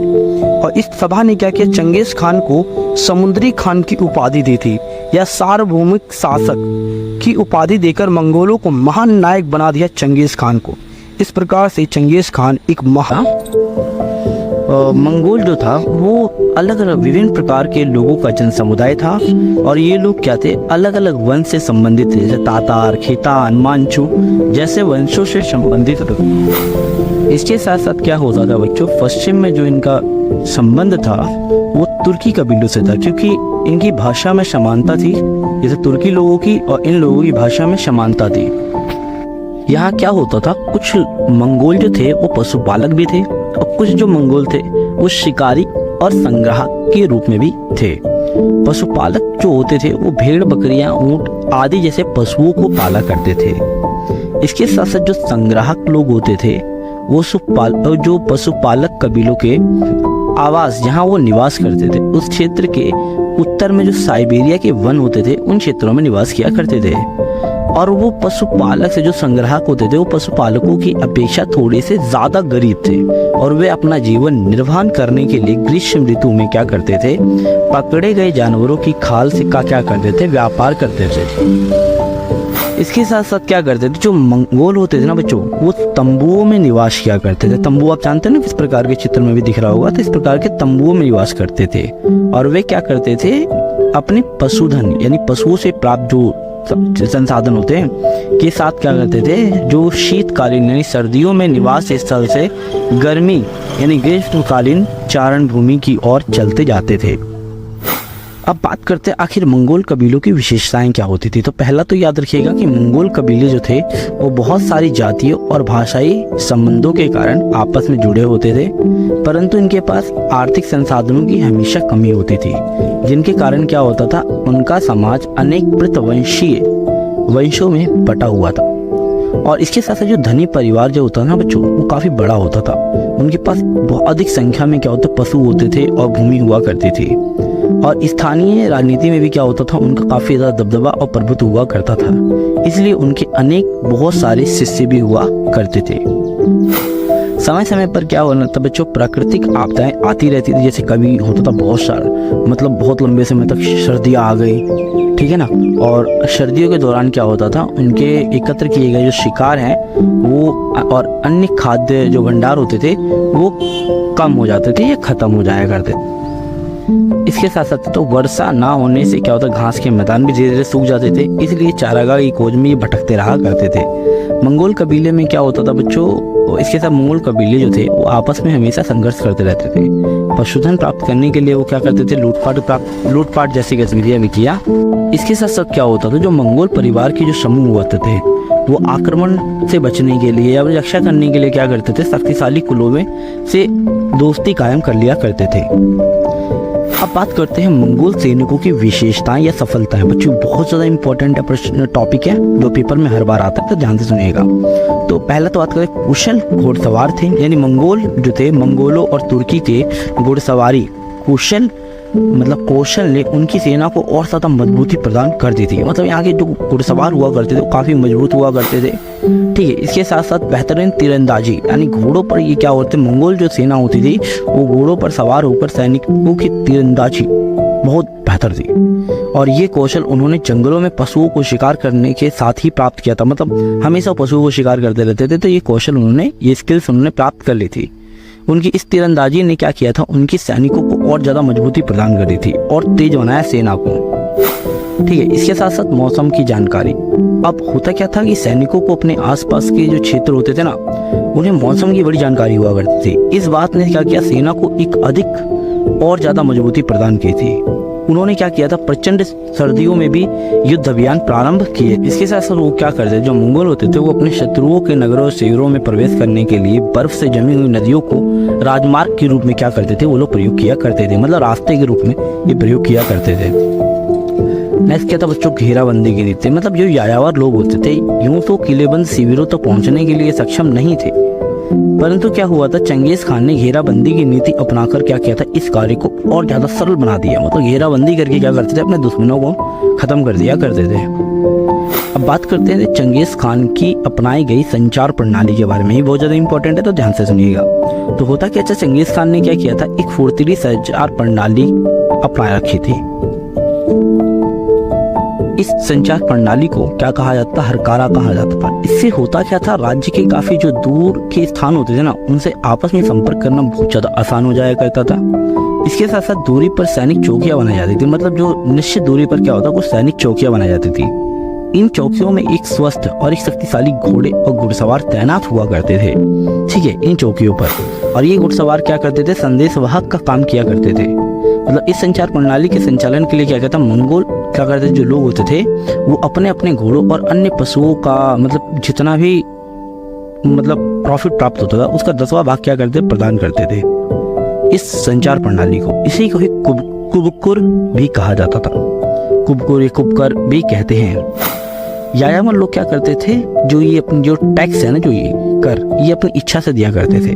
इससे उन्हें अनेक लाभ प्राप्त होते थे। चंगेज खान ने क्या करते, इस मृत्यु को, जब चंगेज खान की मृत्यु हो गई थी, तो चंगेज खान की मृत्यु के बाद इस हरकारा पद्धति को ग्राम में अभी भी सुधार लाया गया था।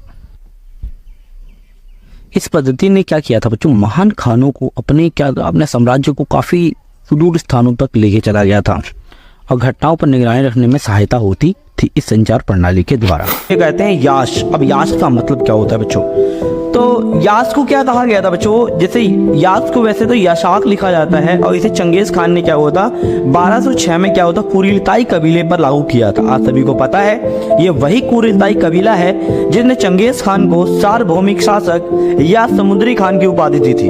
तो 1206 में याश को एक नियम, एक संहिता थी जिसे कुरिलताई कबीले पर लागू किया गया था। इसका अर्थ होता है विधि, आज्ञापति या आदेश। इसमें क्या होता था, जो बच्चों प्रशासन के विनियम होते हैं, जैसे आखेट, सैन्य या डाक प्रणाली के बारे में इसके अंदर वर्णन किया गया था।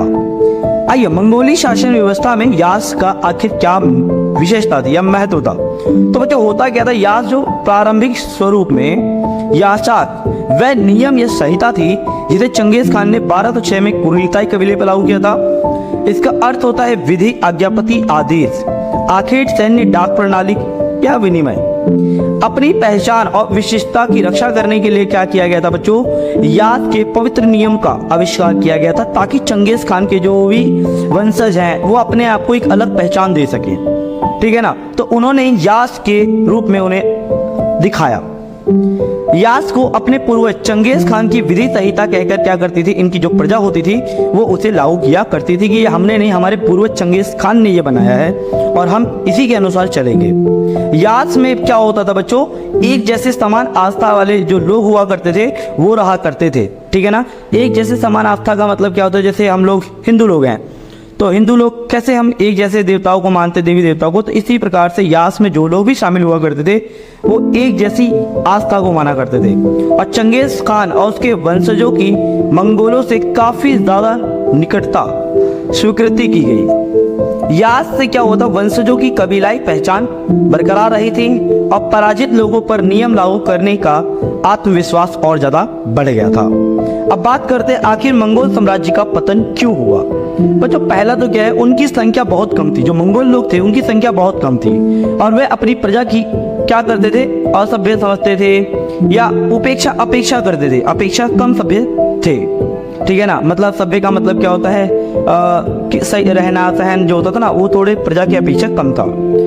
आपसी विरोध या अपनी सभ्यता को विजित देशों की सभ्यता में मिलाना, जिससे जीत गए हैं उनके साथ मिलाने के कारण भी मंगोल साम्राज्य का पतन था हो गया।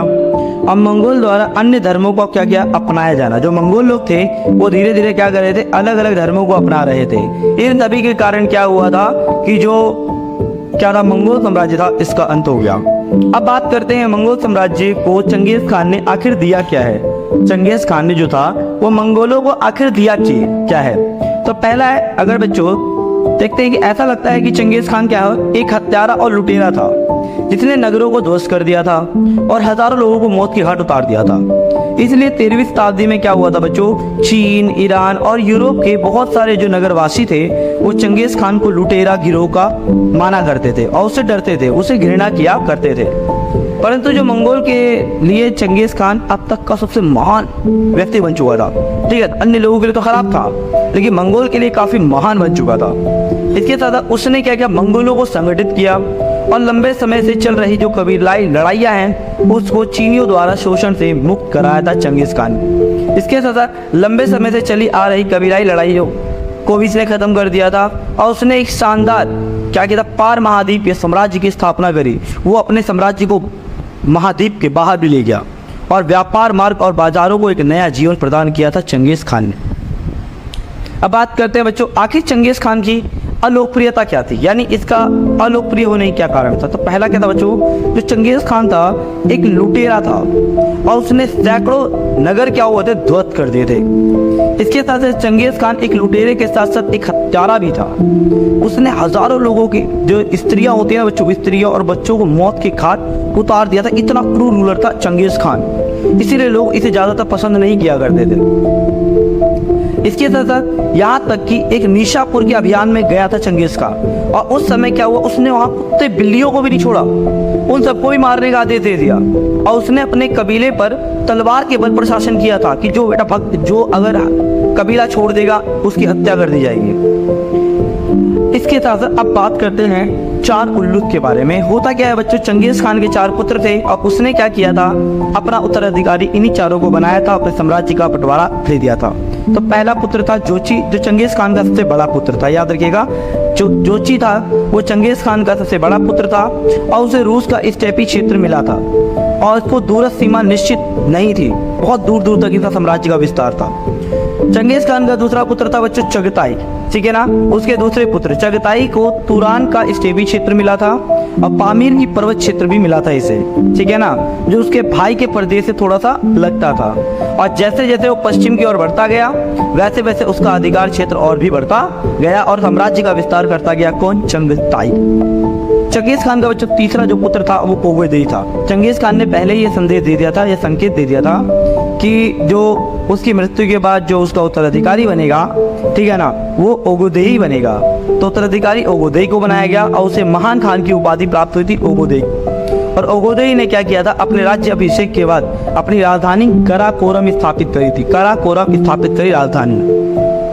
चौथा पुत्र था बच्चों चोगोते, सॉरी बच्चों गलती हो गए, तोलोई। तो चंगेज खान का चौथा सबसे छोटा पुत्र था तोलोई और चंगेज खान के सबसे छोटे पुत्र को तोलोई को अपनी मातृभूमि मिली या पैतृभूमि मिली, जिसे कहते हैं मंगोलिया। तो ये था बच्चों इस चैप्टर का कंप्लीट वीडियो। अगर वीडियो अच्छी लगी हो, इन्फॉर्मेटिव लगी हो तो वीडियो को लाइक शेयर सब्सक्राइब पूरी तरीके से करो बच्चों, अगर वीडियो अच्छी लगी हो। तो मिलते हैं नेक्स्ट वीडियो में।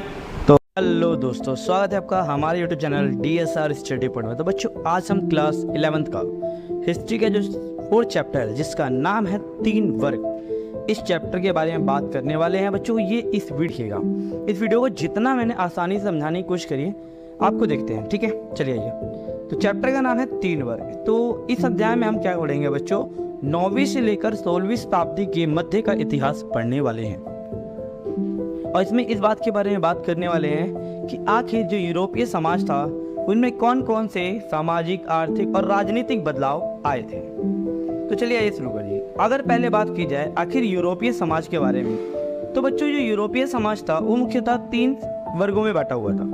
पहले वर्ग में आते थे बच्चों पादरी वर्ग, दूसरे में आते थे बच्चों अभिजात वर्ग और तीसरे में आता था बच्चों कृषक वर्ग। इस प्रकार से यूरोपीय जो समाज था वो 3 भागों में बटा हुआ था।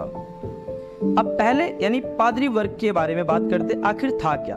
तो बच्चों होता क्या था कि जो ईसाई समाज था, जिन जिन लोगों ने ईसाई धर्म को धारण कर रखा था, तो ईसाई समाज का जो मार्गदर्शन होता था वो पादरी और बिशप करते थे, ठीक है ना। पादरी और बिशप क्या करते थे, ईसाई समाज का मार्गदर्शन करते थे। और इसके साथ पश्चिमी रोम में कौन होते थे बच्चों, पोप का काफी ज्यादा वर्चस्व हुआ करता था। तथा इनका क्या होता था कि कैथोलिक चर्च पर नियंत्रण होता था। यानी रोम के यानी यूरोप के जो चर्च होते थे उन्हें कैथोलिक चर्च कहा जाता था। इसके साथ साथ क्या होता बच्चों, ये प्रथम वर्ग के लोग थे, यानी इन्हें पहले वर्ग में रखा जाता था। और प्रत्येक गांव में क्या होता था, अपना एक अलग क्या होता था, चर्च हुआ करता था। गांव के लोग क्या करते थे बच्चों, हर रविवार को पादरी के जो धर्म उपदेश होते थे, जो धर्म के बारे में ज्ञान की बातें बोलते थे, उनकी बातों को सुनने के लिए हर रविवार को इकट्ठा होते थे। और प्रत्येक व्यक्ति क्या करता था, लेकिन देख लेना कि क्या होता था, यूरोप में क्या होता, हर व्यक्ति पादरी नहीं बन सकता था। विशेषकर किसान और दास और स्त्रियां तो बिल्कुल ही नहीं बन सकती थी। और इसके साथ साथ जो भी पुरुष अगर पादरी बनता था उसे शादी करने की अनुमति नहीं थी। आप पादरी बन जाओ, पादरी बनने के बाद शादी करने की उसे अनुमति नहीं होती थी। और जो बिशप होते थे, मतलब यहाँ जो बिशप होते थे बच्चों, बिशप की काफी ज्यादा शक्तिशाली होते थे और इनके पास काफी ज्यादा धन हुआ करता था, मतलब पैसा जो था वो काफी ज्यादा हुआ करता था और बड़ी बड़ी इनकी जमीनें हुआ करती थी। इसके साथ साथ क्या होता था, अब बात करते हैं कि जो चर्च होता था, चर्च के पास आय के स्रोत क्या होते थे, मतलब चर्च पैसा कहाँ से लेकर आता था। तो बच्चों पहला है रीजन, किसानों द्वारा लिया गया टैक्स। यानी चर्च के पास यह अधिकार था कि चर्च क्या करता था, जो किसान होता था, किसान जितना भी उत्पादन करता था उसका जो 10% भाग है वो चर्च लिया करता था। और इस प्रकार के टैक्स को टित कहा जाता था। दूसरा क्या होता था, जो अमीर लोग होते थे अपने और अपने परिवार के कल्याण हेतु, यानी अमीर लोग क्या होते थे, अपने कल्याण और अपने रिश्तेदारों के कल्याण हेतु चर्च को क्या करते थे, दान देते थे। या अपने रिश्तेदार में अगर किसी की मृत्यु हो जाए तो उनकी आत्मा को शांति मिले या उनके रिश्तेदार खुश रहें, इसके लिए क्या होते थे, वो दान दिया करते थे, जो चर्च के आय का मुख्य स्रोत था। अब बात करते हैं भिक्षुओं का जीवन। बच्चों भिक्षु मतलब था क्या, तो भिक्षु क्या होते थे बच्चों, स्थायी श्रद्धालुओं का एक वर्ग था। ये क्या करते थे, जो भिक्षु होते थे बच्चों, ये एकांत यानी अकेला जीवन पसंद करते थे। और इनका एक अलग ही धार्मिक ग्रुप था, धार्मिक समुदाय था, यानी धार्मिक समुदायों में रहा करते थे, जिसे एबी मोनेस्ट्री या मठ भी कहा जाता है। और इसके साथ जो भिक्षु होते थे ये अधिकतर लोगों के बीच यानी ज्यादातर लोगों के बीच में नहीं रहते थे, एकांत जीवन जीना ज्यादा पसंद किया करते थे। अगर बात की जाए बच्चों, 2 सबसे अधिक प्रसिद्ध मठ हैं। एक है जो 529 में इटली में स्थापित किया गया था, जिसका नाम था सेंट बेनेडिक्ट। और दूसरा बच्चों मठ है जो 910 में क्या हुआ था, क्लूनी में स्थापित है। मतलब बरगंडी एक जगह है यूरोप में, बरगंडी में क्लूनी, ये 2 चर्च हुआ करते थे जो काफ़ी प्रसिद्ध चर्च होते थे।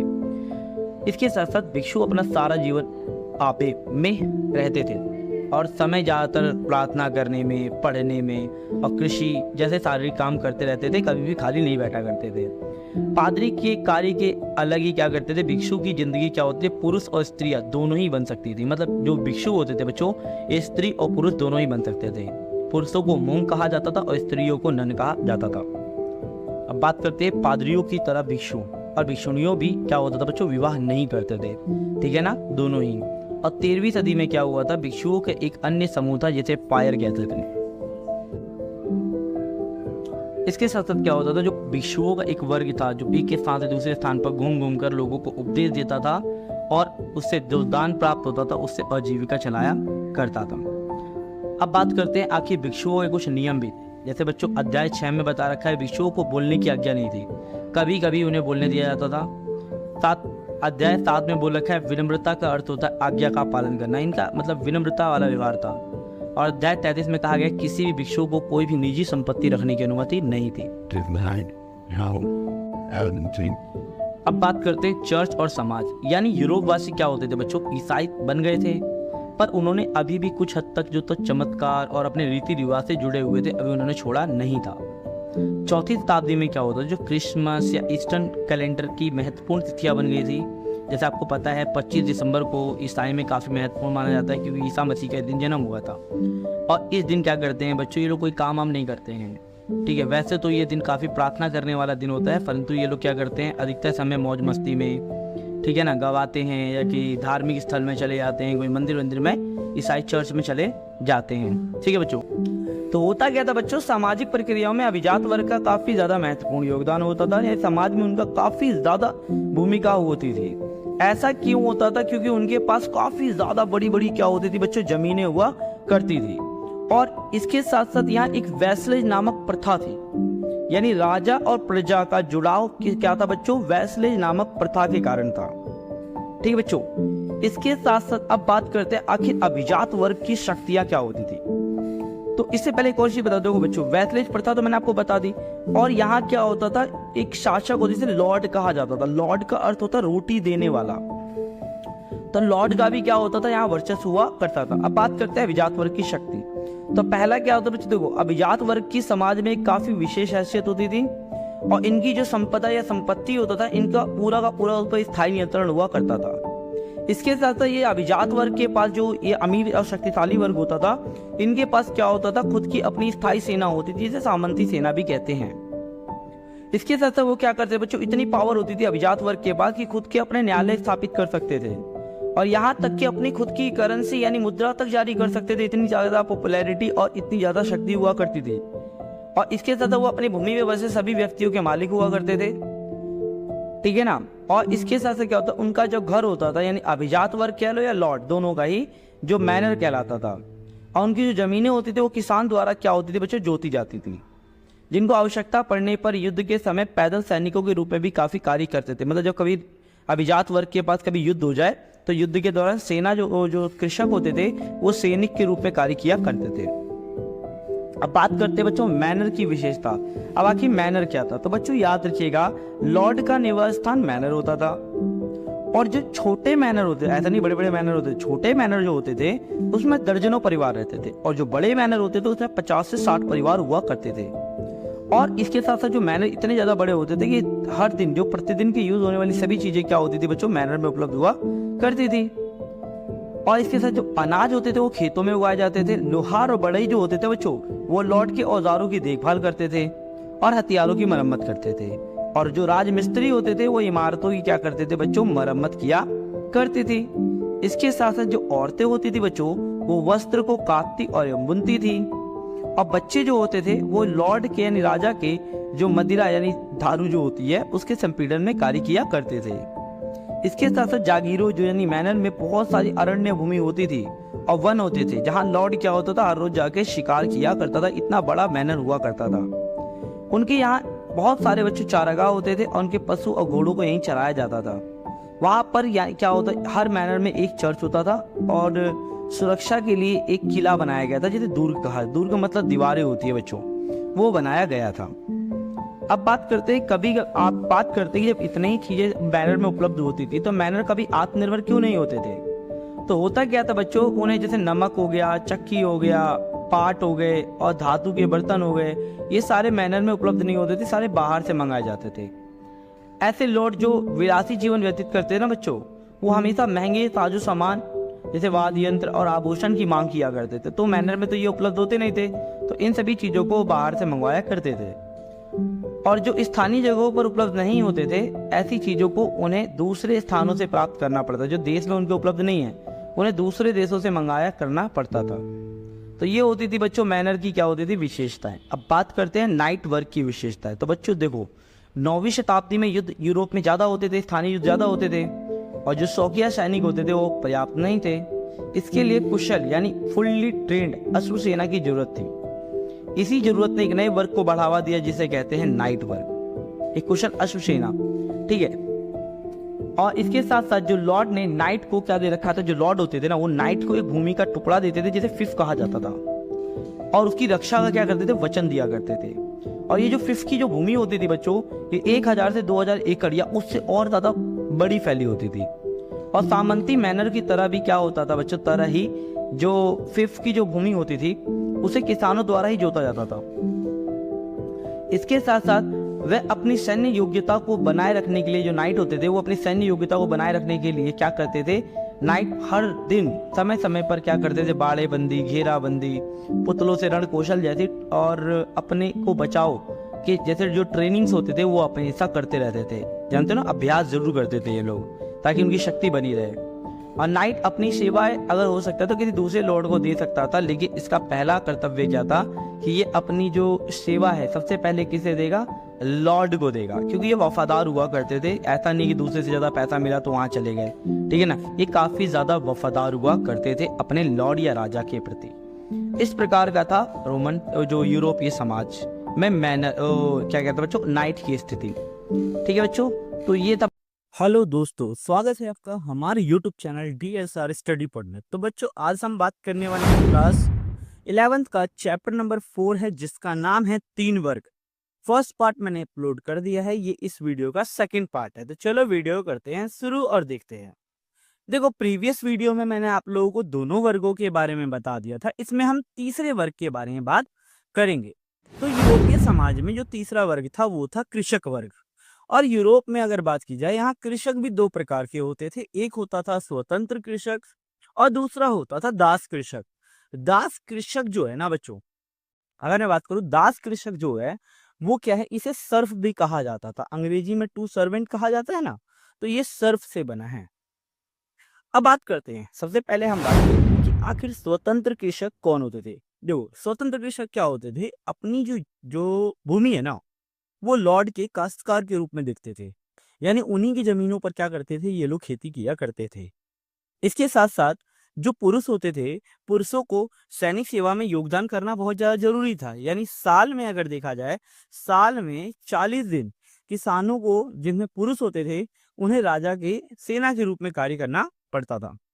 इसके साथ साथ कृषकों के जो परिवार होते थे वो क्या करते थे, लॉर्ड की जागीरों में जाकर काम करते थे। कहाँ, कितना, सप्ताह यानी हफ्ते में 3 दिन जाके उन्हें उनकी जागीर में जाकर क्या करना पड़ता था, काम करना पड़ता था।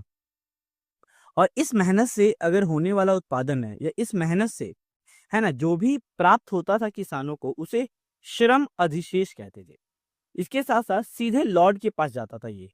इसके अतिरिक्त उनसे बहुत सारे अन्य काम भी लिए जाते थे, जैसे कि अगर हम बात करें, गड्ढे खुदवाना, जलाने के लिए लकड़ियां इकट्ठा करना, पहाड़ बनवाना, है ना, सड़कें बनवाना, इमारतों की मरम्मत करवाना, ये सारे काम भी किसानों से कराए जाते थे। और इसके लिए उन्हें कोई भी एक्स्ट्रा पेमेंट या कोई एक्स्ट्रा शुल्क नहीं दिया जाता था, है ना। इसके साथ साथ खेतों में मदद करने के अतिरिक्त जो स्त्रियां होती थी ना, है ना, जो बच्चे होते थे, वो अन्य कार्य करते थे, जैसे कि सूत काटती थी स्त्रियां, है ना, कपड़ा बुनती थी, मोमबत्ती बनाती थी।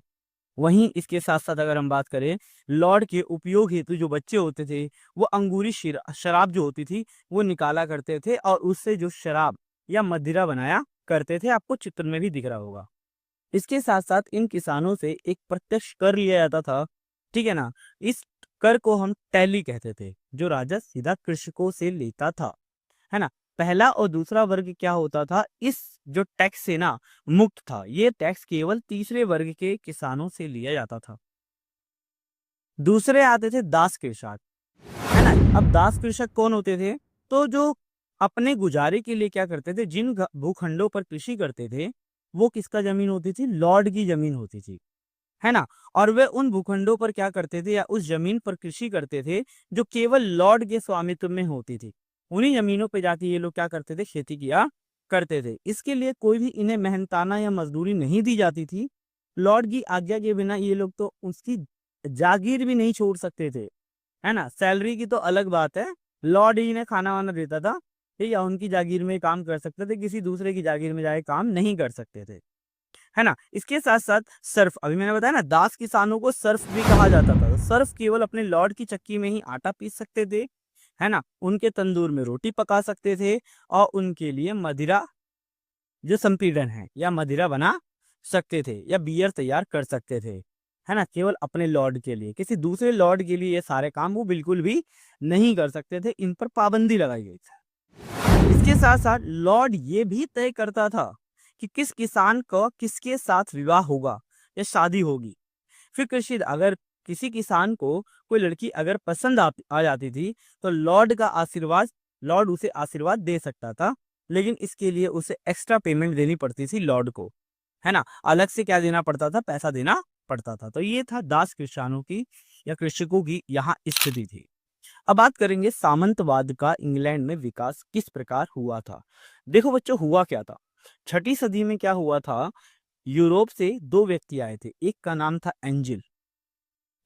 था एंजिल और दूसरे का नाम था सेक्शन, है ना, इसीलिए उस टाइम पे इंग्लैंड का नाम एंजिलैंड पड़ गया था, रख दिया गया था।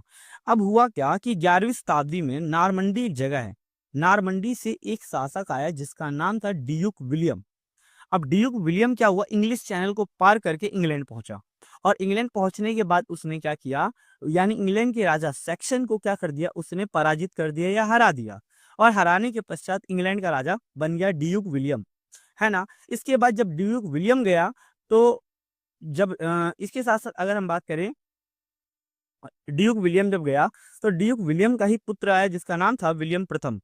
अब उसने काफी काम किए, जैसे कि उसने क्या किया, भूमि को नपवाया, नक्शे तैयार कराए और अपने साथ जो 180 नार्मन अभिजातों को लेकर आया था ना, उन सभी को क्या किया, ये सारी की सारी जमीन बांट दी ताकि जरूरत पड़ने पर ये अभिजात वर्ग उसकी सहायता कर सके, उसके लिए सेना दे सके, है ना। यही लॉर्ड राजा के प्रमुख क्या बन गए थे, काश्तकार के रूप में बन गए, जिसे वे सैन्य सहायता की उम्मीद कर सकते थे। ठीक है, जो भी मैंने आपको बताया।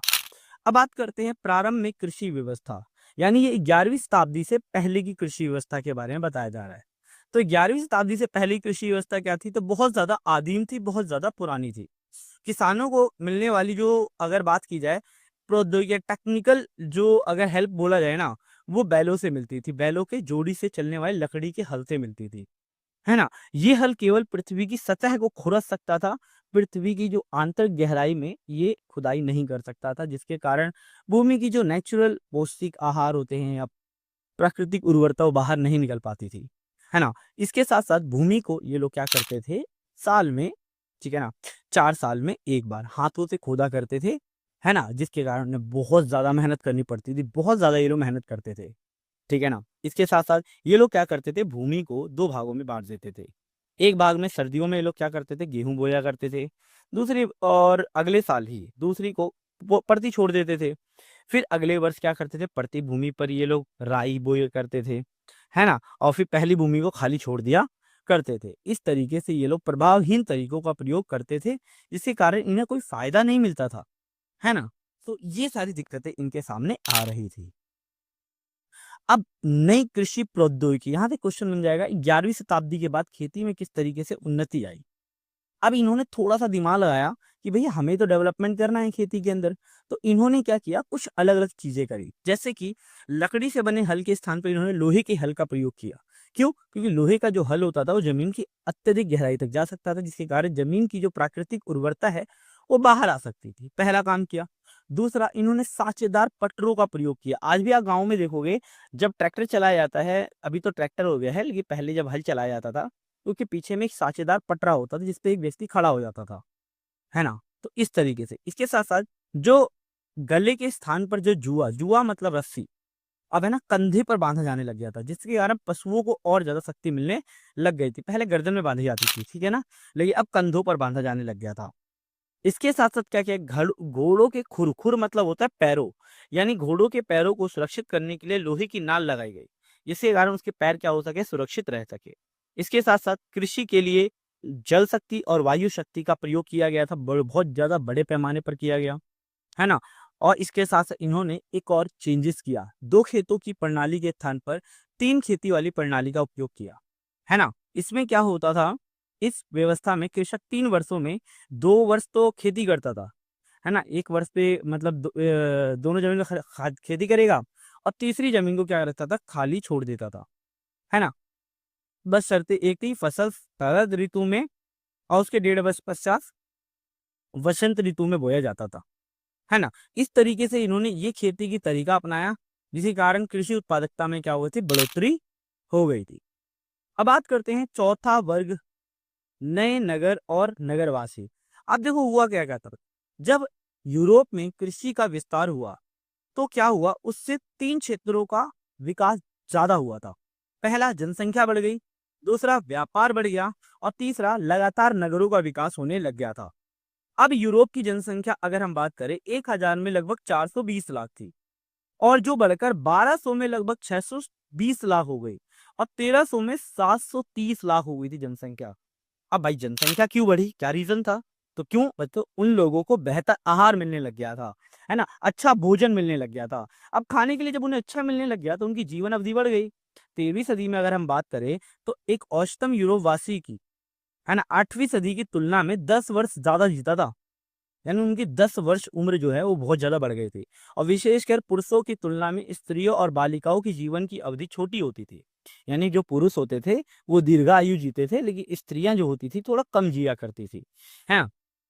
क्यों, पुरुष को बेहतर भोजन मिलता था, स्त्रियों को, अब तुम्हें पता है थोड़ा सा जो लड़कियां होती है ना, वो पेट वेट कम करती होंगी यार, मुझे क्या पता, तुम खुद जानो, चलो ठीक है। कृषकों के पास अपनी जरूरत थी, जब ज्यादा फसल होती थी या खाद्य सामग्री होती थी, तो अब उन्हें क्या करना पड़ता था, इन खाद्य सामग्री को या इन फसलों को बेचने के लिए एक ऐसे स्थान की जरूरत थी जहां ये माल वो बेच सके। इस तरीके से क्या हुआ, बिक्री केंद्र स्थापित कर सके, किया गया, जहां वो अपना उपकरण या कपड़े वहां बेच सके या खरीद सके। इस जरूरत ने क्या किया था, मियादी हॉट मेलों को बढ़ावा दिया, छोटे विपणन केंद्रों का विकास किया गया। विपणन केंद्र का मतलब छोटे छोटे बाजारों की स्थापना की गई, और धीरे धीरे नगरों के लक्षण विकसित होने लग गए थे। और इस तरीके से एक नगर, चर्च, सड़कें, जहां व्यापारी और घर और दुकान का निर्माण किया गया था, और इस तरीके से नगरों का विकास हुआ था। तो देखो तीनों चीजें बच्चों यहाँ डेवलपमेंट हुआ, किस चीज का डेवलपमेंट हुआ, जनसंख्या का, है ना, व्यापार का और नगरों का विकास हुआ। अब बात करते हैं, नगर की हवा स्वतंत्र बनाती है, एज इट इज। ये क्वेश्चन प्रीवियस ईयर में पेपर में 3 नंबर में आया था बच्चों, ध्यान से सुनना। अब देखो हुआ क्या था कि स्वतंत्र होने की इच्छा रखने वाले बहुत सारे ऐसे कृषि दास थे या दास कृषक थे, जो भाग कर कहाँ आते थे, नगरों में आके छुप जाया करते थे, है ना। और अपने लॉर्ड की नजरों से कोई भी अगर कृषि दास या दास कृषक 1 वर्ष या 1 दिन तक छुप के रहता था या सफल रहता था, तो वो क्या होता था, स्वतंत्र हो जाया करता था या स्वाधीन नागरिक हो जाते थे। नगरों में रहने वाले अधिकतर जो व्यक्ति होते थे वो स्वतंत्र किसान या भगोड़े कृषि दास हुआ करते थे, लेकिन कार्य की दृष्टि से ये अकुशल थे, मतलब इन्हें कोई काम वाम नहीं आता था, इतना बेहतर कोई काम नहीं आता था, है ना। तो ये था वहां के नगरों की हवा स्वतंत्र बनाती है, इस तरीके से।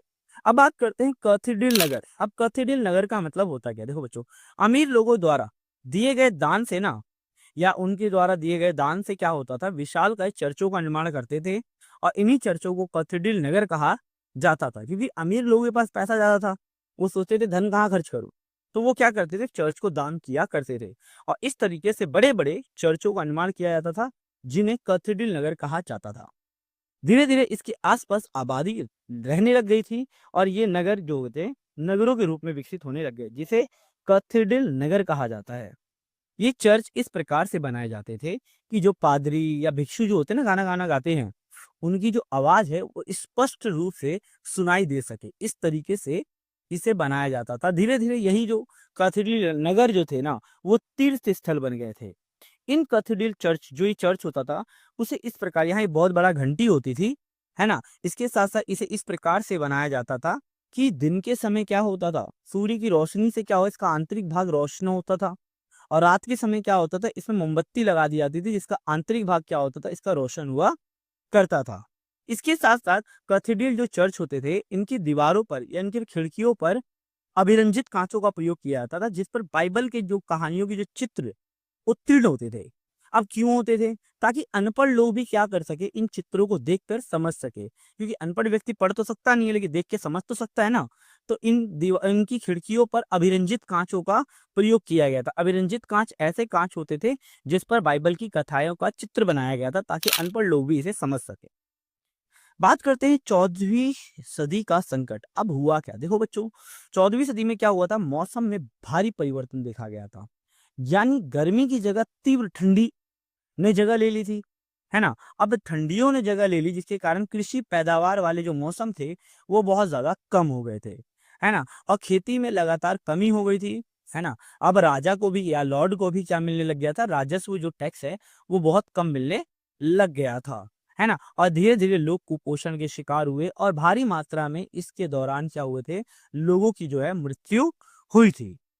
दूसरा क्या था बच्चों, सोने और चांदी की खदानों में कमी। अर्थात अगर बात की जाए ऑस्ट्रिया और सर्बिया से क्या होता था बच्चों, चांदी आया करता था, लेकिन वहां की खदानों में चांदी कम पड़ गया, जिसके कारण क्या हुआ था, उस समय चलने वाले जो चांदी के सिक्के होते थे उनकी शुद्धता को घटा दिया गया था, है ना। उसकी प्योरिटी को और ज्यादा घटा दिया गया था, जिसे आर्थिक मंदी कहते हैं। तीसरा सबसे बड़ा संकट आया, प्लेग की महामारी। अब हुआ क्या था, इसके दौरान क्या हुआ था कि यूरोप में व्यापार ज्यादा होता था, तो व्यापार के दौरान क्या हो गए थे, जो जहाजों के माध्यम से चूहे आ गए। अब यूरोप में चूहे आ गए और इन्हीं चूहों से एक बीमारी फैल गई जिसे कहते हैं ब्यूबेनिक प्लेग। और इस प्लेग बीमारी ने या महामारी ने अनगिनत लोगों को मारा और अनगिनत पशु भी इसके अंदर मारे गए थे। इसीलिए इसे 14वीं सदी का संकट कहा जाता है। एक कहानी और सुनाता हूं, लेकिन आपके सिलेबस से नहीं है, लेकिन ध्यान से सुनना। एक बार होता क्या है कि यूरोप का एक राजा होता है। अब जब ये बीमारी ये फैल गई थी ब्यूबेनिक प्लेग, अब राजा सोचता है कि यार इस ब्यूबेनिक प्लेग बीमारी को कैसे कंट्रोल किया जाए। तो वो राज्य में एक आदेश जारी करता है। वो ये कहता है कि जो भी व्यक्ति इन चूहों को मार के लेके आएगा हम इनाम देंगे, और सबूत के तौर पे आपको चूहे की पूंछ लेके आनी पड़ेगी। लोगों को लगा अरे वाह बहुत अच्छा आइडिया है। अब लोग, राजा को लगा कि चल भाई अब लोग ही काम करेंगे। लेकिन हुआ क्या, अब लोगों ने चूहों की खेती करना शुरू कर दिया था। यानी चूहों को पालते थे। अब पालने के बाद क्या करते थे, है ना, चूहों की पूंछ काट कर राजा के पास ले जाते थे और राजा को दे देते, राजा उन्हें इनाम दे देता था।